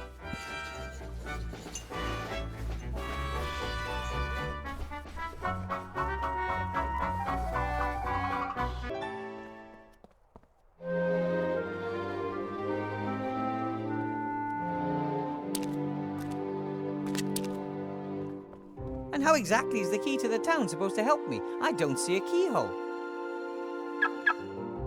Cool.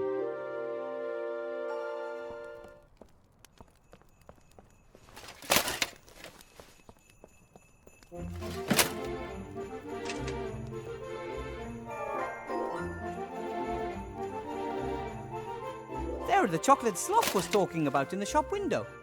2 sea stone small ounces of indulgence per chocolate, with and without alcohol. I wonder if Sloth would help me with a golem if I got him some chocolates. The drain should lead directly to sea stone sewers. I would like to say that the sewers in this town are a true marvel of engineering skill. But in truth, the stink here in midsummer is absolutely, breathtaking.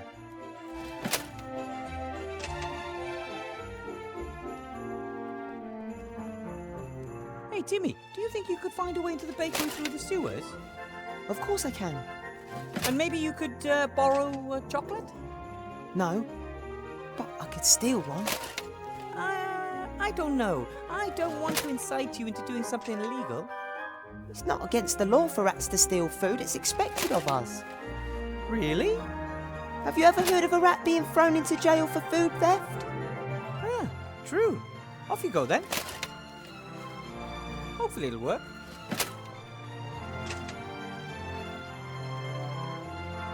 There's Timmy. He's inside. Looks like he can only carry 1 chocolate at a time.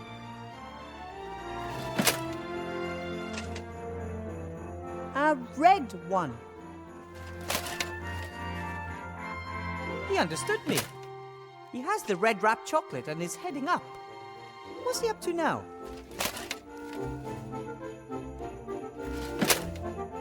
Wilbur? Ah, there you are. The chocolate. Catch!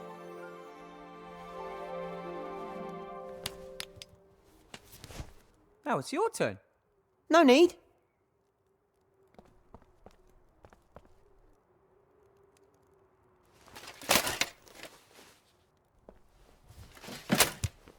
Well, how did I do? Good job, Timmy.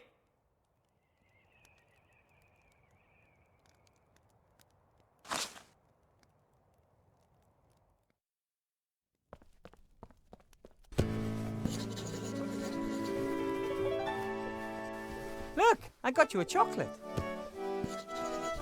Ah, well, the thought was there, but those are the wrong ones. The red ones contain alcohol.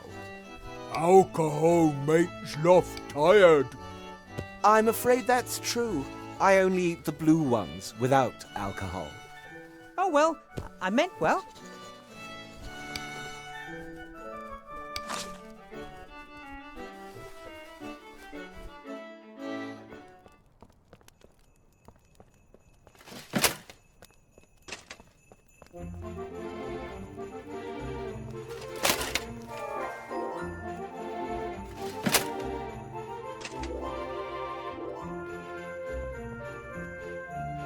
I think we could use another chocolate. A blue one this time.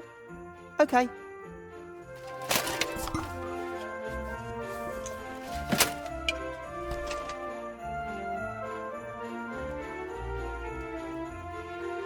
There he goes, up onto the roof.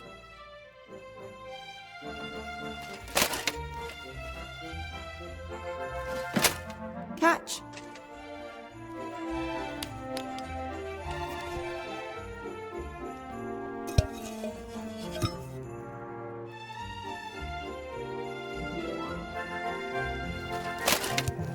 Good work!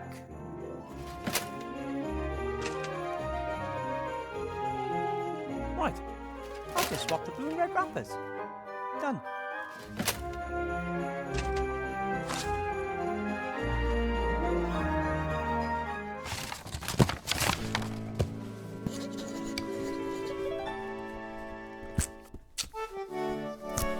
Do you want another one of your favourite alcohol-free chocolates? Oh, of course.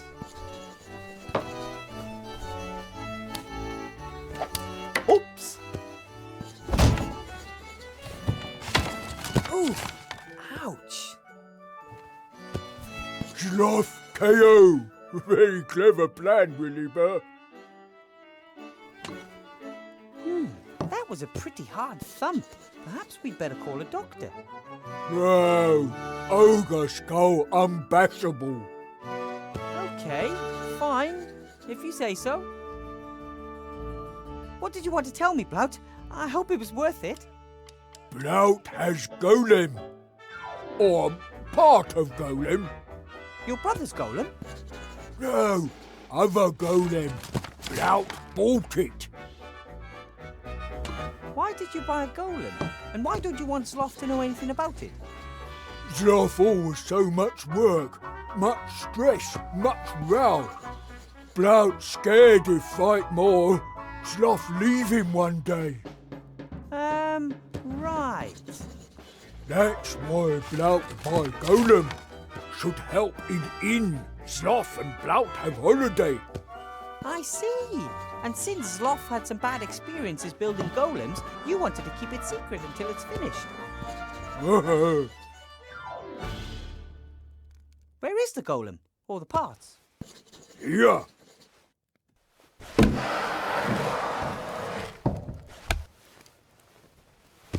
It's broken. Yes, I see that. Blout buy more parts, then shout at until golem come alive. I don't think that will work. Yes, Zloff hear and complain. Blout should not play with magic thingies. Williber must build golem, then Blout stop making fun of Williber's size.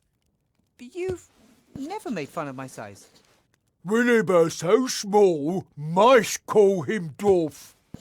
Blout not say again if Williber help. Okay, fine. How about this? I'll help you out and build the golem, but it's mine until the election, and I can do what I want with it. I'll bring it back after the election, and the golem can help you and Zloff here in the inn. Okay. Ooh, oh. What happened? Zloff sleepyhead. See you later, Blout.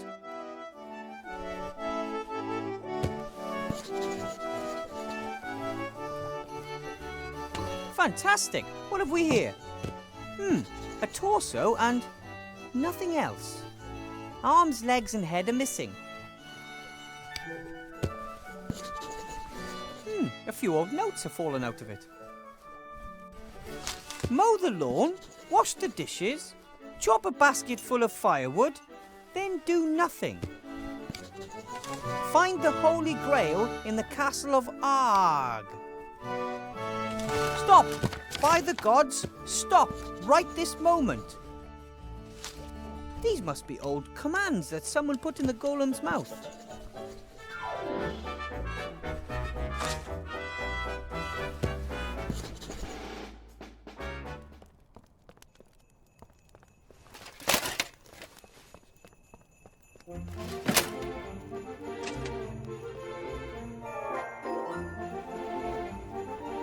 It looks like Bill's delivery's finally arrived. I wonder if this box is supposed to move. I've heard of trunks with hundreds of legs, but this looks like a normal packing crate. Oi, what are you doing? This crate is moving. That's all right. That's... Stop him! Stop! Stay put! Outrageous! Just you wait. You're gonna have to wait a hell of a long time for your gold. What was that? Absolute bonkers.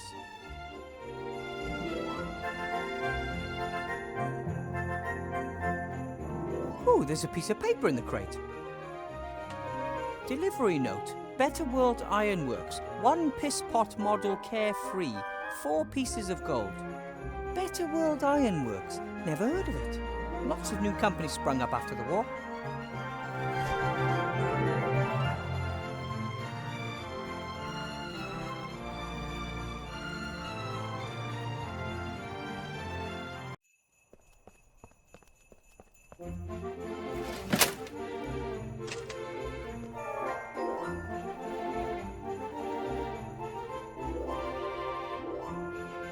Hello, Bill.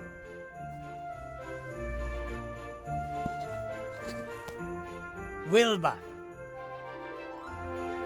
You're pretty good at numbers and measurements. I'd say. Can you tell me how much 12-teen is? 12-teen is a forgotten number between 12 and 13. In the past, people counted more precisely, so there were a few extra numbers. Thor and 12-teen, for example. But I have to add exactly 12-teen drops of dragon sweat to a potion. Oh, exactly 12-teen. Well, that's something else completely.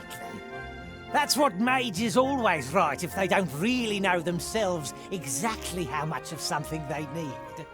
They don't want to admit it, and it sounds cleverer if they say exactly 12-teen rather than it doesn't really matter. But you should know that as a mage.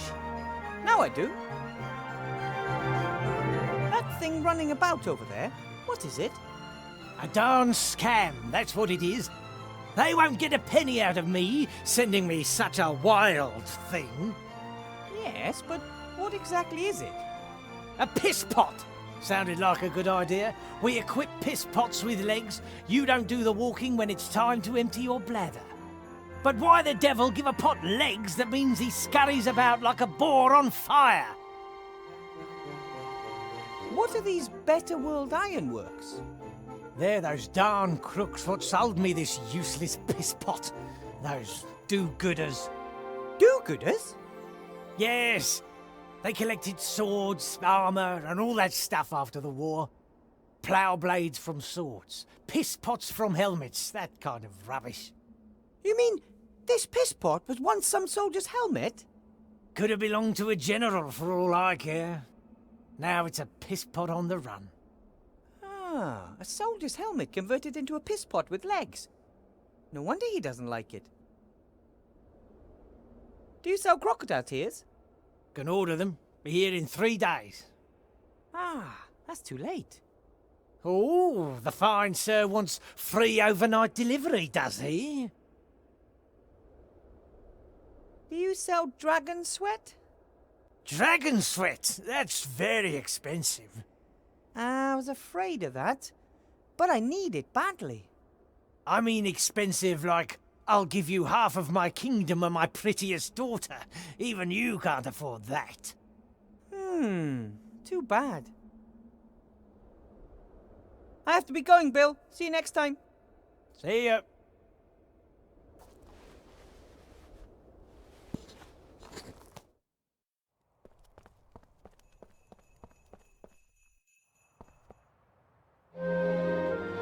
Empty boxes and packaging material.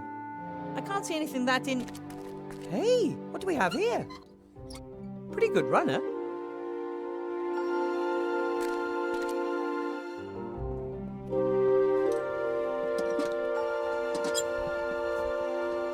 Don't jump! You were once a soldier's helmet, right?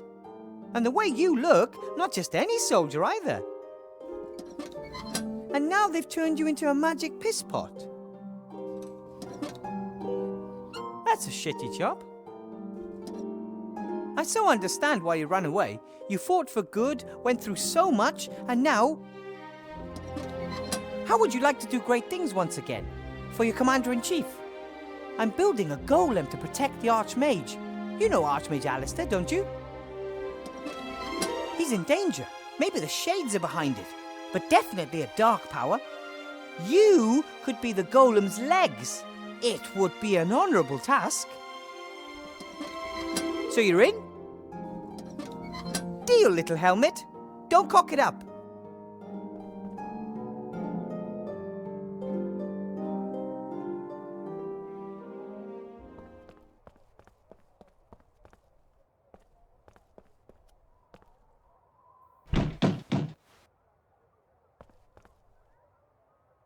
Yes?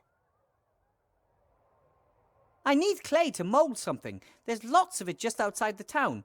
Could you please let me through? Aye. That would really suit you, wouldn't it? Yes. But we're not going to let you through.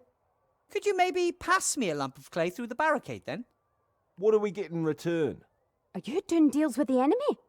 We don't make deals with dirty capitalists. That's more like it. I don't want the clay for myself. I want to use it to support your cause. How's that?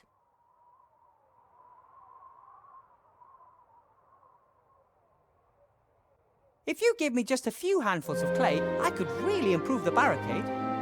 Really? Sure. I can smear the clay between the boards from here and the sunlight would bake it hard as rock. I think that sounds pretty good. The barricade is stable enough already. The spirit of friendship built it, and the chains of suppression are holding it together. But there are holes everywhere here, which need to be sealed. Magic could seep through the little gaps, or gas, or something like that. Perhaps you're right. But I still don't trust you. I am one of you. This pin here should be proof enough. In principle, but perhaps you took it from one of our people under duress. No, I, earned it. Fair and square. I'm almost convinced. Show me our secret hand sign and we'll give you the clue. Oh! Psst! I think I saw the town guard. Better not right now. Aye. Come back when the coast is clear.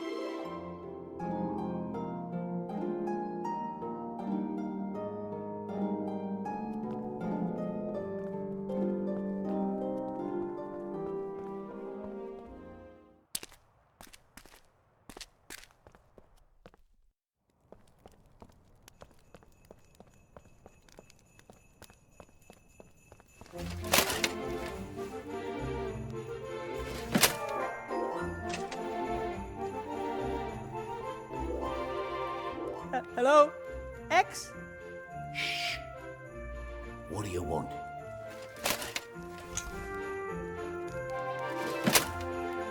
Sloth, the inn's landlord, said you were arrested because you didn't want to let Mr. Shieldhand search you.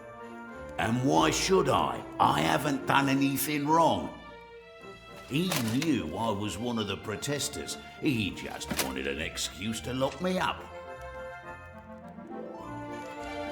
If you're one of the protesters, then you'd have to know their secret hand signal, right? Yeah. Can you show it to me? Ha! So you can tell them what it is. No! I need it, and I'm one of you. Then you must know the signal yourself. Of course I do. Yeah? Then do it for me. Do the secret signal. No problem. You first. What's all that about? I don't know if you're one of us. Besides, you've been in prison for quite a while, and maybe they brainwashed you. All right. Now you. You are one of us. They were saying something about a cake at the barricade? Yeah, great work. I wanted a file to free myself. What did those geniuses send me? A bloody chisel. Well, it's the thought that counts. Perhaps if they'd hidden a hammer in the cake as well? I shall be bringing that up at the next group meeting, numpties. I need the chisel. Can you lend it to me? What do you need it for? Maybe I could use it to help you escape. Doesn't sound bad. But how about you think up a plan first, and then I give you the chisel? Is that really you, X? Yeah. Do the signal.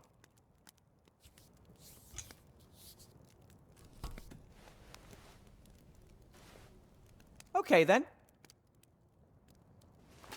About your chisel... Yes? I might have the right hammer for it. Really? That'd be good. Yes, but...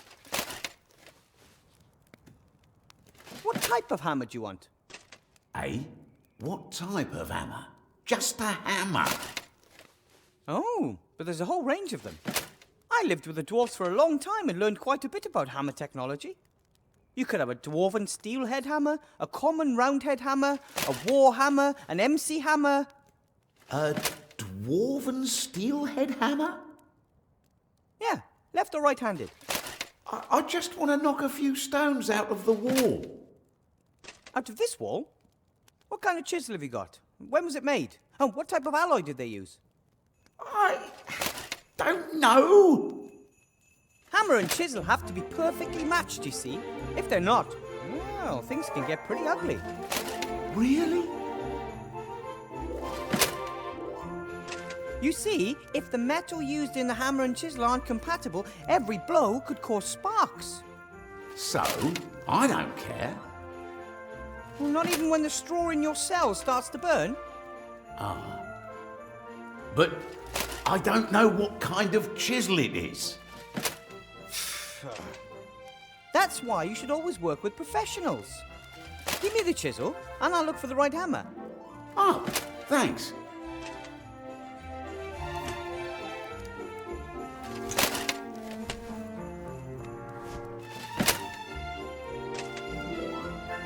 Well then, I have to be going. Take care of yourself, brother.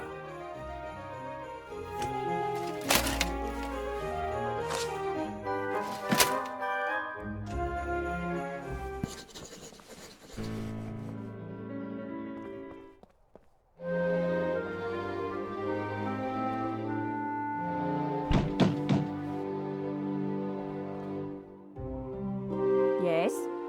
Me again. Do the secret sign. Fine then.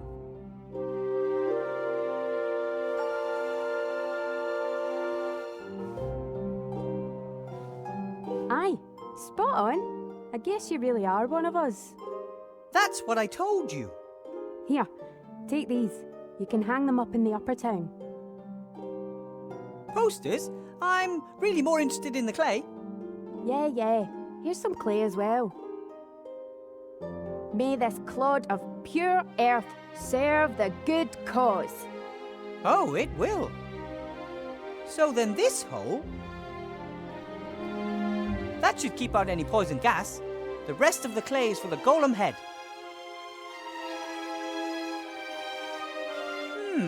Right then. How should my golem look?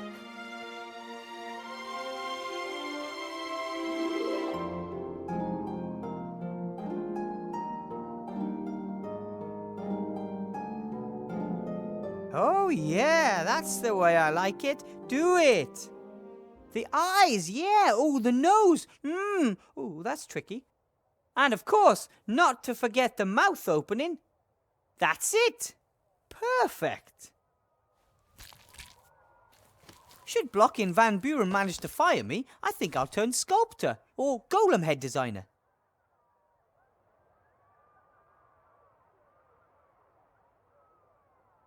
A small fire spell can't hurt. Ignifaxius ignisfero.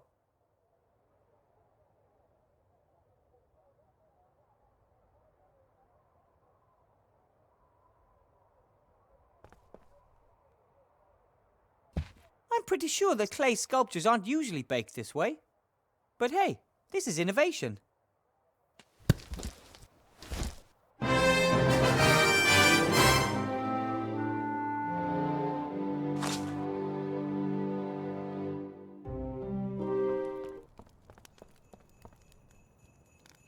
The knight doesn't seem to have legs anymore, but he does have two strong arms of stone that any golem would be happy to have.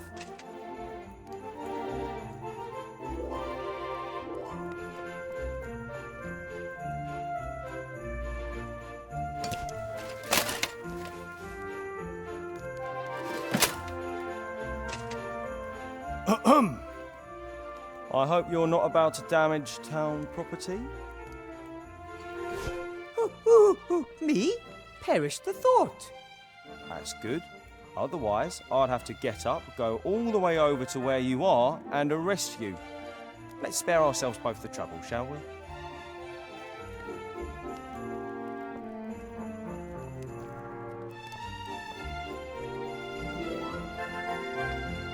Okay, troll spit isn't as sticky as troll snot, but maybe it'll do as a substitute for paste.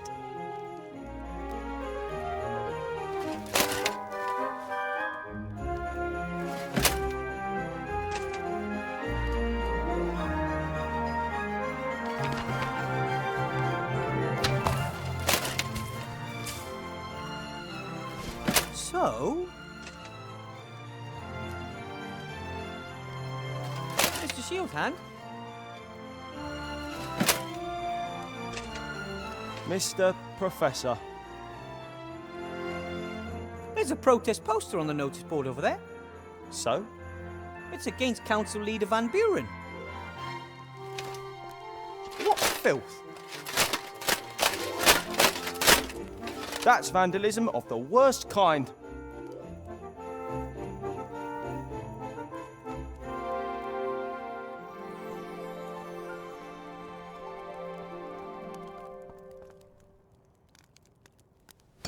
Sorry, old friend.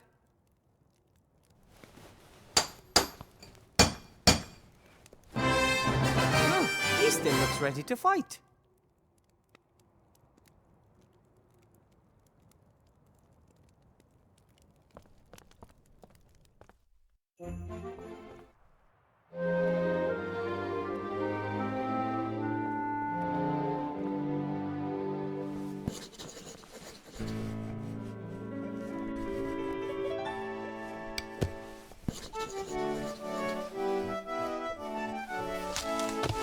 I think I did a pretty good job on the head.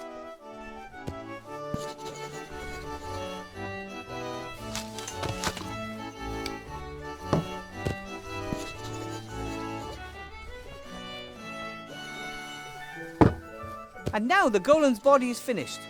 All that is missing is the spell written with magic ink for its mouth.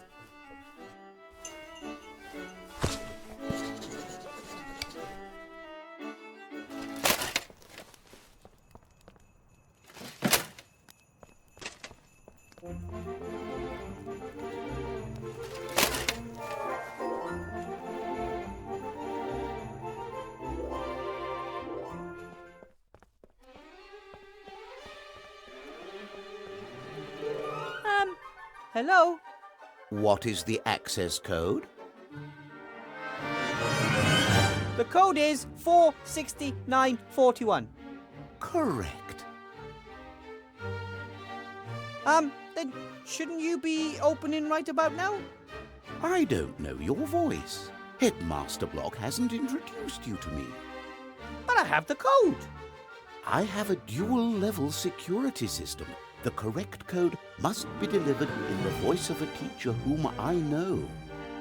That would have been too easy.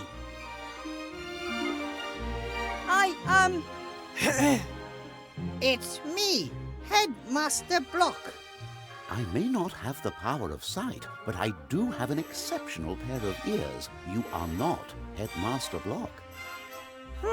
The door won't be fooled so easily. The code has to be spoken in Headmaster Block's voice. That is a bit of a problem.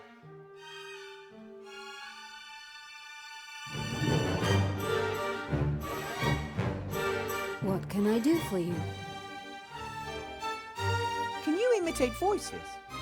I can imitate the call of more than 17 birds. I'm more interested in human voices. I am sorry. I only have one voice at my disposal. A very pretty voice.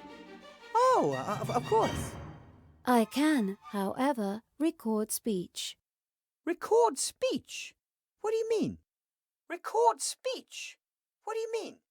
Fantastic! Fantastic!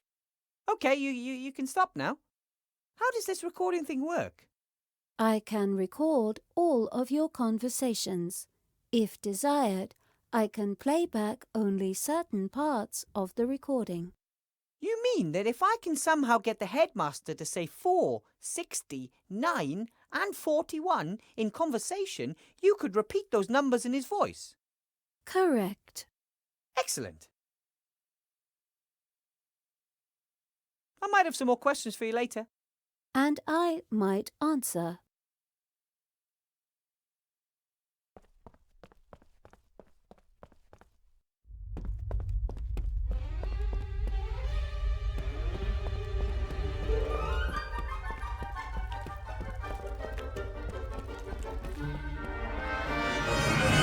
As soon as I have time, I might see if some of these books actually belong in the library.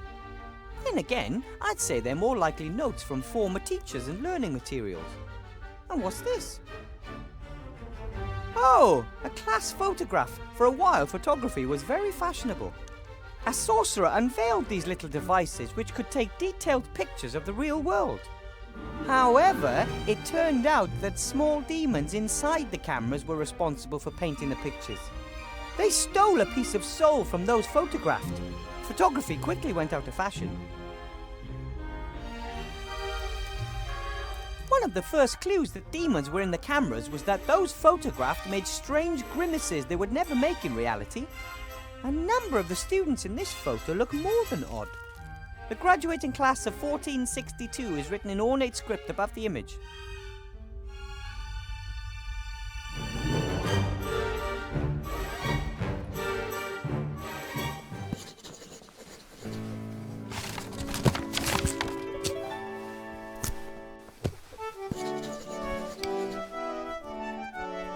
Headmaster Block?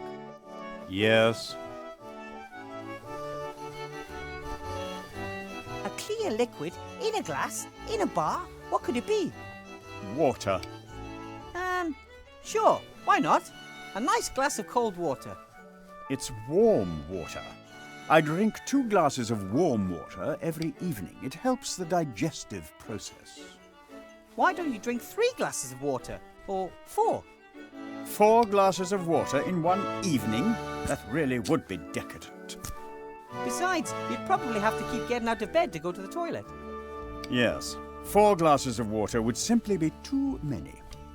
But it's good that we were able to talk about that.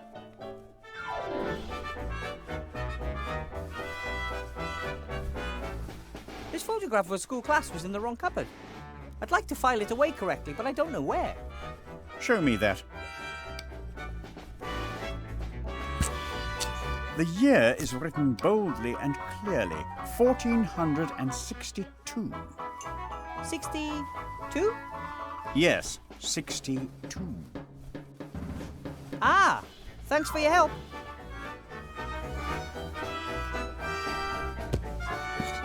Why did they appoint you, of all people, treasurer? Well, I think the leader of the council values my punctilious manner and neat bookkeeping. In addition, I was, if I may be so bold as to simply come out and say it, mathematics champion for several years in succession in my youth. So you were a mathematics champion in your youth? For several years in succession, in fact. Then tell me, what is 65 plus 23 minus 47? 41. Are you sure? I get 40. 41, without a doubt. Thanks, that's all I wanted. Would you please say the word 9, Headmaster Block? No. Why should I? Just because? Professor Weathervane, it may be that you pass your evenings with silliness, but I prefer to be productive in the twilight hours. Of course. Forgive me. Oh, I could really go for a nice dwarven ale about now. How about you? It would kill you on the spot. You do know that. Oh, I grew up with dwarfs. The cellar master always served dwarven ale in the garrison pub. It's strictly forbidden. Who says? Licensing Law, Paragraph 9, Section 1. Dwarven ale may only be served in specially secured underground bunkers. Paragraph 9 says that. Paragraph 9, indeed. Ah, the cellar master probably didn't know that. I'm going to send a carrier pigeon off to him tomorrow morning to warn him. Have to be going. Goodbye.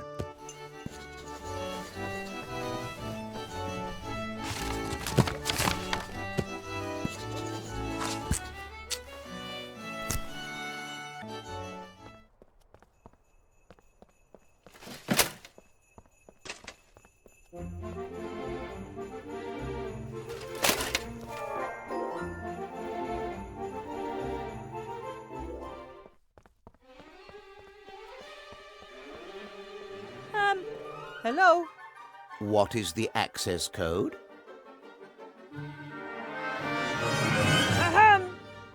please let me and Headmaster Block in? I only heard the footsteps of one person. 469. 41. Oh, pardon me, Headmaster Block. That's better.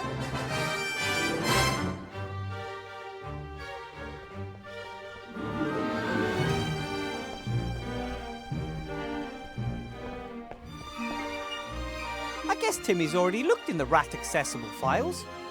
He found the door code in one of them. Blocky won't mind if I borrow his pen. Well, he probably would. But he doesn't need to know.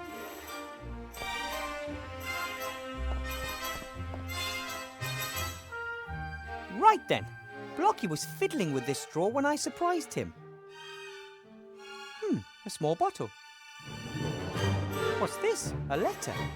Dear Council Leader Van Buren, rest assured of my fullest support during the election campaign. Nevertheless, as headmaster, it is my duty to point Article 47, Paragraph 6 of the school rules out to you. Advertising of any form is prohibited in the school, and I must insist that the entire campus be left out of the electoral campaign. And now, the final inventory list for the ground floor of the school. Then there's a list of all sorts of objects, although it appears Headmaster Block isn't quite finished yet. I'm impressed. The headmaster forbids advertising in school, even if it is for Van Buren's campaign. Law and order seem more important to him than personal benefit. And yet he tries to badger me out of the school. Strange.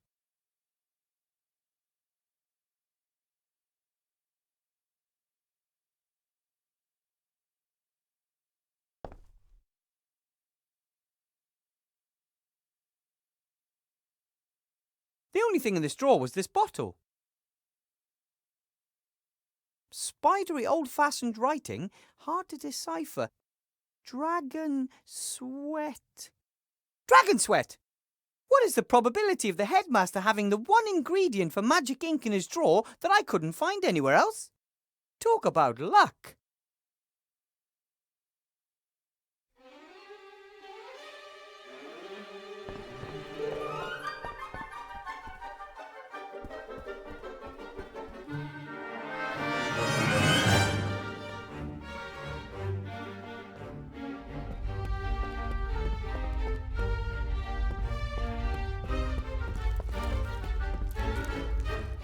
Should be easy to find enough soot for the ink here. Yep, lots of soot. Now I just have to figure out the right amount. A small heap of soot from the stove. I think the soot is supposed to give the ink its black colour. The only problem is, I need exactly 1 sea stone small ounce of it. It's a tad weird that the headmaster has the most difficult to find ingredient for magic ink in his desk drawer. Was it this bottle he was putting into the drawer when I came in? Maybe it's the only bottle of dragon sweat in town and he didn't want me to get it. Or maybe he wants to build his own golem. If I have to mix some magic ink, this is certainly the best place to do it. Crocodile tears. Unfortunately, all of the liquid is evaporated. All that remains is a white powder, like salt.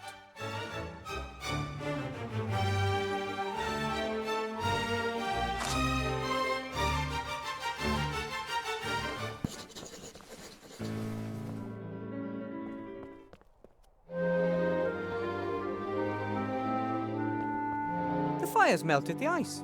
Now it's water.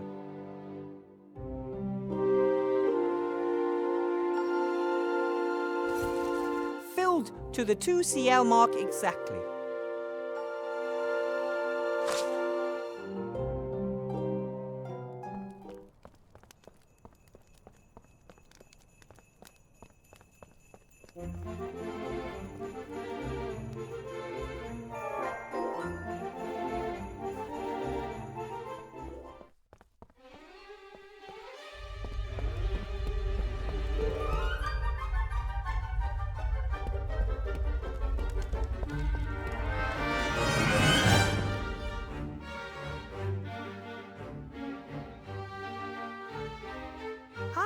Excellent. I can mix the ink in this pot.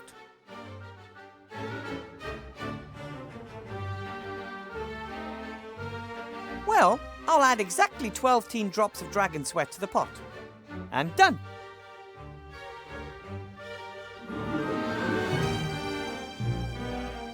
All right, now 2 cl of water to the salt, and I have the right amount of crocodile tears. The concentration may be wrong, but I've never heard of that playing a role in alchemy. It's the amount that counts, the amount the thing. 2 cl of crocodile tears. Looks good.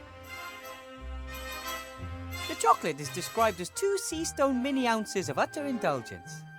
Tonight, before bed, I'll check to see if they live up to their expectations. Ha.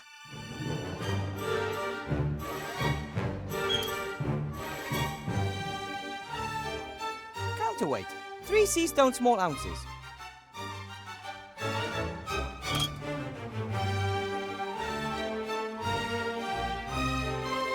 Right then, the counterweight weighs exactly 3 sea stone small ounces. The chocolate weighs 2 sea stone small ounces.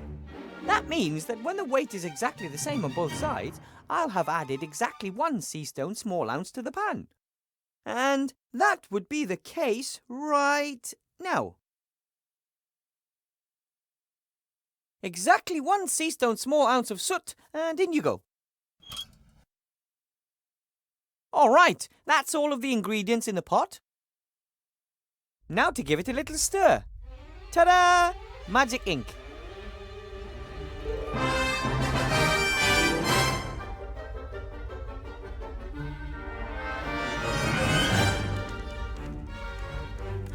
Right then, what do I need to write on the piece of paper to bring the golem to life? Just live? Yes, in principle. But in golem language, and that's complicated, I'll dictate it to you. Grolop Grishna Kalabeb. Wait a minute. Grolop Grishna Kalabeb?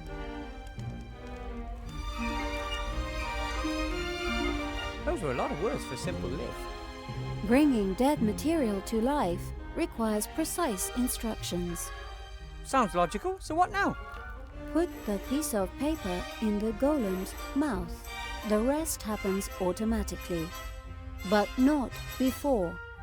Bringing half-finished golems to life is strongly discouraged.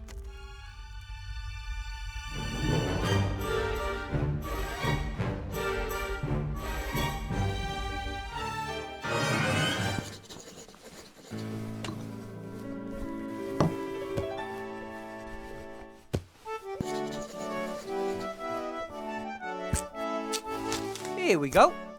Blout, it's time. Do you want to watch? Time for what? What are you two up to? Wilbur build golem. Impossible. Come, you allowed not to. Right then. Live! What are you doing? I felt it'd be boring without some thunder and lightning and so on. Bosh!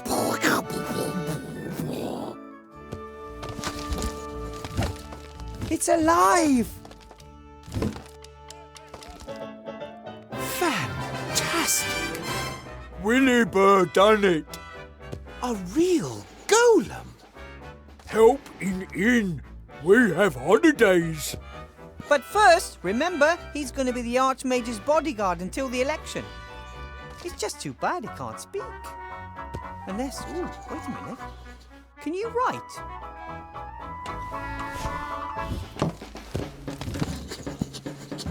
What are your orders, Master? Let's go to the mage school. We can discuss everything else there. Good work, Wilbur. Thank you. It feels good to be able to take at least one worry off the Archmage's back. Until then.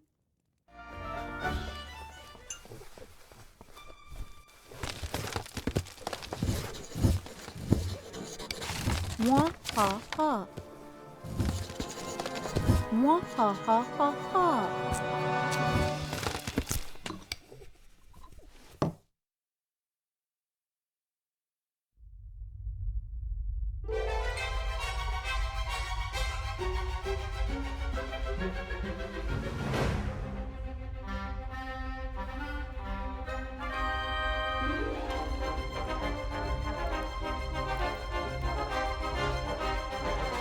What's going on?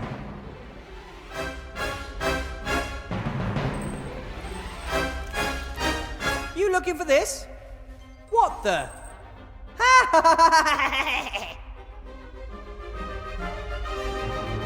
Oh, the Archmage spoke of an evil presence in the school, but I never thought that I was the presence. I was under your nose the whole time and you didn't even notice. Are you something like my evil self? I'm no petty sideshow conjurer. I'm the greatest sorcerer in the world.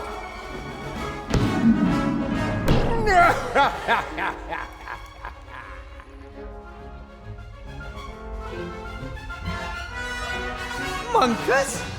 The one and only son of Archwitch Moroga, shapeshifter and evil genius. Whose big fat hairy green butt we kicked last time? But not this time. The alliance will break, and the kingdom of shadows will rise again with me as its leader. What did you do to my golem? He was supposed to clean the school.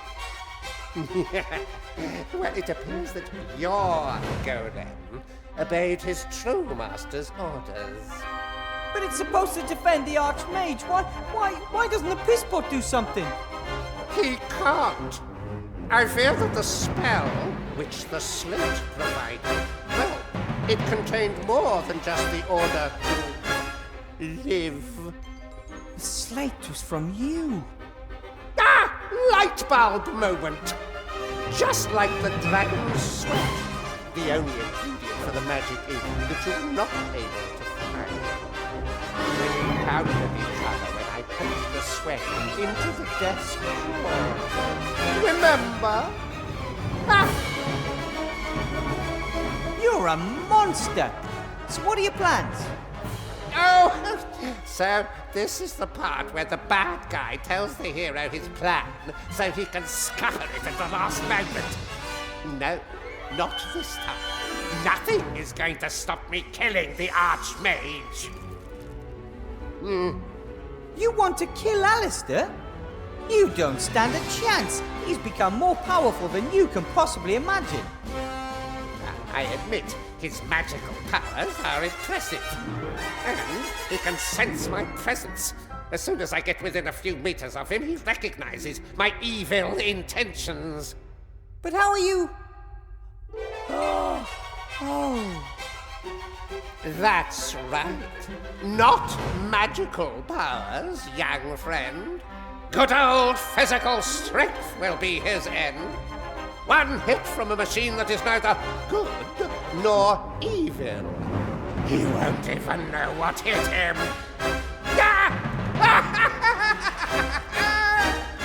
You, go on ahead. I'll follow soon.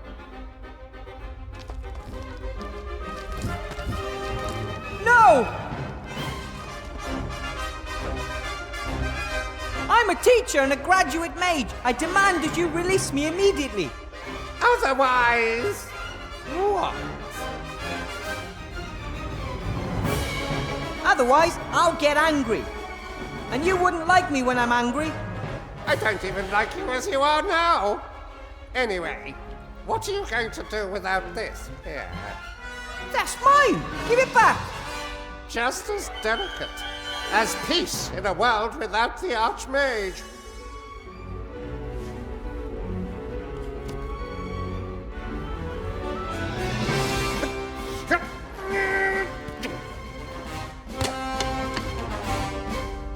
Ha ha! I'll stop you! You're not going to do anything to Master Alistair. Oh, really? Master Uilbur Ветровейn, the big hero, will prevent it? The very same Master Ветровейn who built me the weapon I need? No! What will the people say when it's your golem who crushes the Archmage? And that's not all.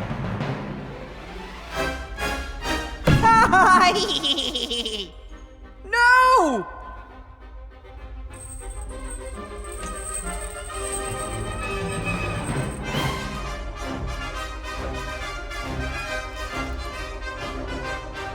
really hope that it wasn't a student. And I hope I don't end up like that.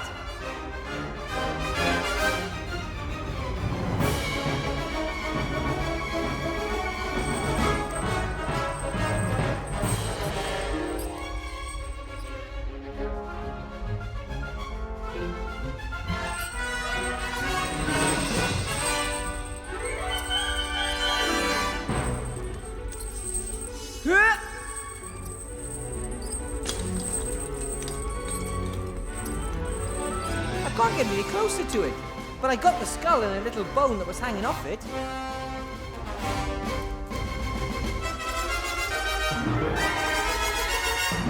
The curtain in my room is slowly disintegrating. Actually, someone needs to clean the classroom from bottom up. And by someone, I do not, however, mean me. I think that's the key to the shackles. It was given to me along with the other keys when I accepted the teaching job.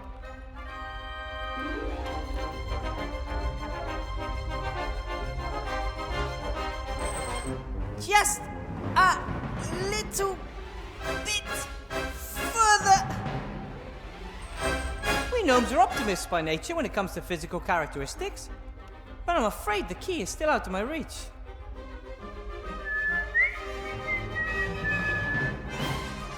Timmy!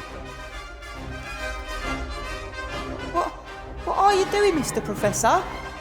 Long story. You gotta get me out of here, okay? Fast!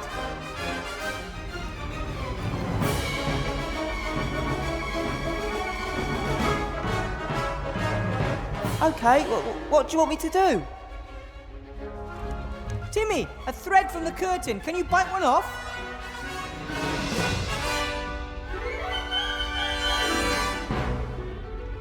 Well done! Hey, Timmy! I've got something for you. Catch!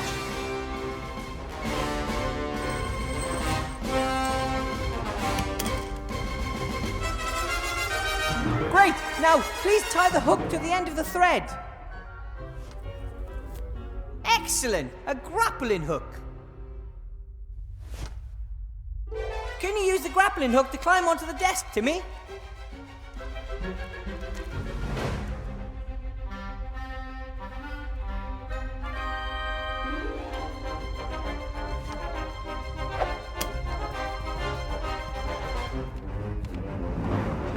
Great!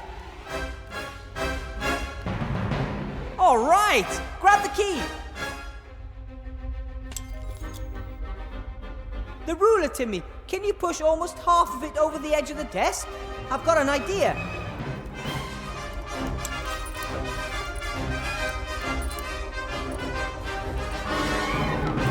Perfect! About half of the ruler is on the desk, while the other half is hanging in thin air. Okay, Timmy, this is where it gets tricky. Please stand on the end of the ruler. I know! The chances are 1 in a million, but we've got to try. Time is running out. Ready? Go!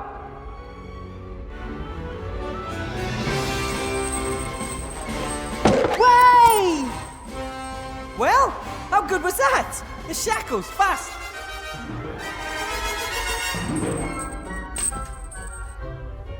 I love it when a plan... Ah! Ow! Well, I'm free.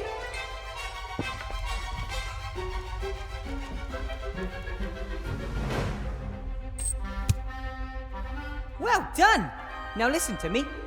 You run as fast as you can to your Uncle Remy and tell him that there's an attack planned on the Archmage. Got it? An attack on Master Alistair? That shapeshifter Monkus is behind it, and he has a golem. My golem! We can do it. I'll get Uncle Remy.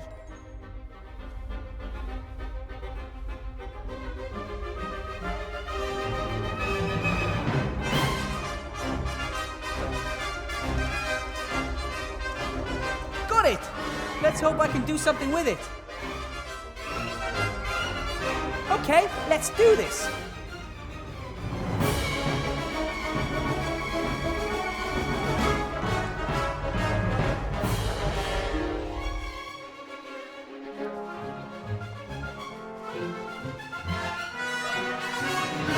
I need to get in the hall, immediately.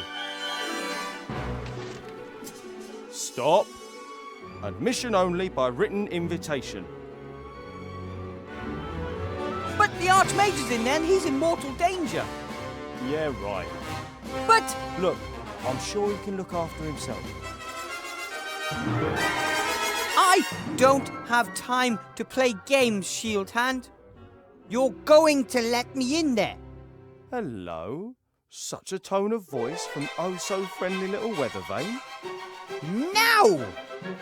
I don't think so. I think you should... Ah!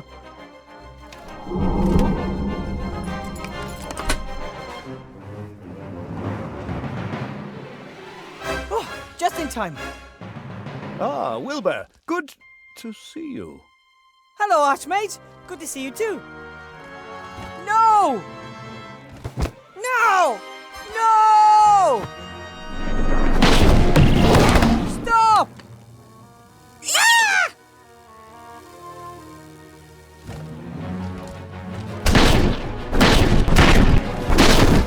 Enough! I should have known that you'd be there, Monkus. This is the last time you hurt Aventasia. I'm going to have you imprisoned and...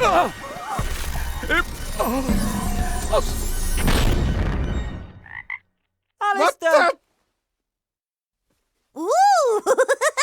Ta-da!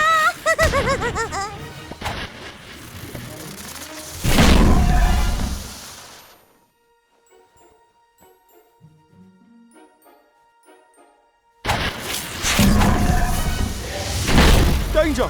We have an intruder! Wilbur Weathervane! What the... You're too late, Shield Hand. The Archmage has been murdered. By him! But... what? How? He has murdered the leader of the Alliance, which makes me the new leader. Arrest him, Shield Hand!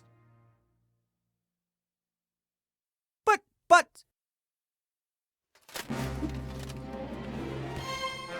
Wilbur, this way. Quick, put this on. Stop them! Oh. Out of the way!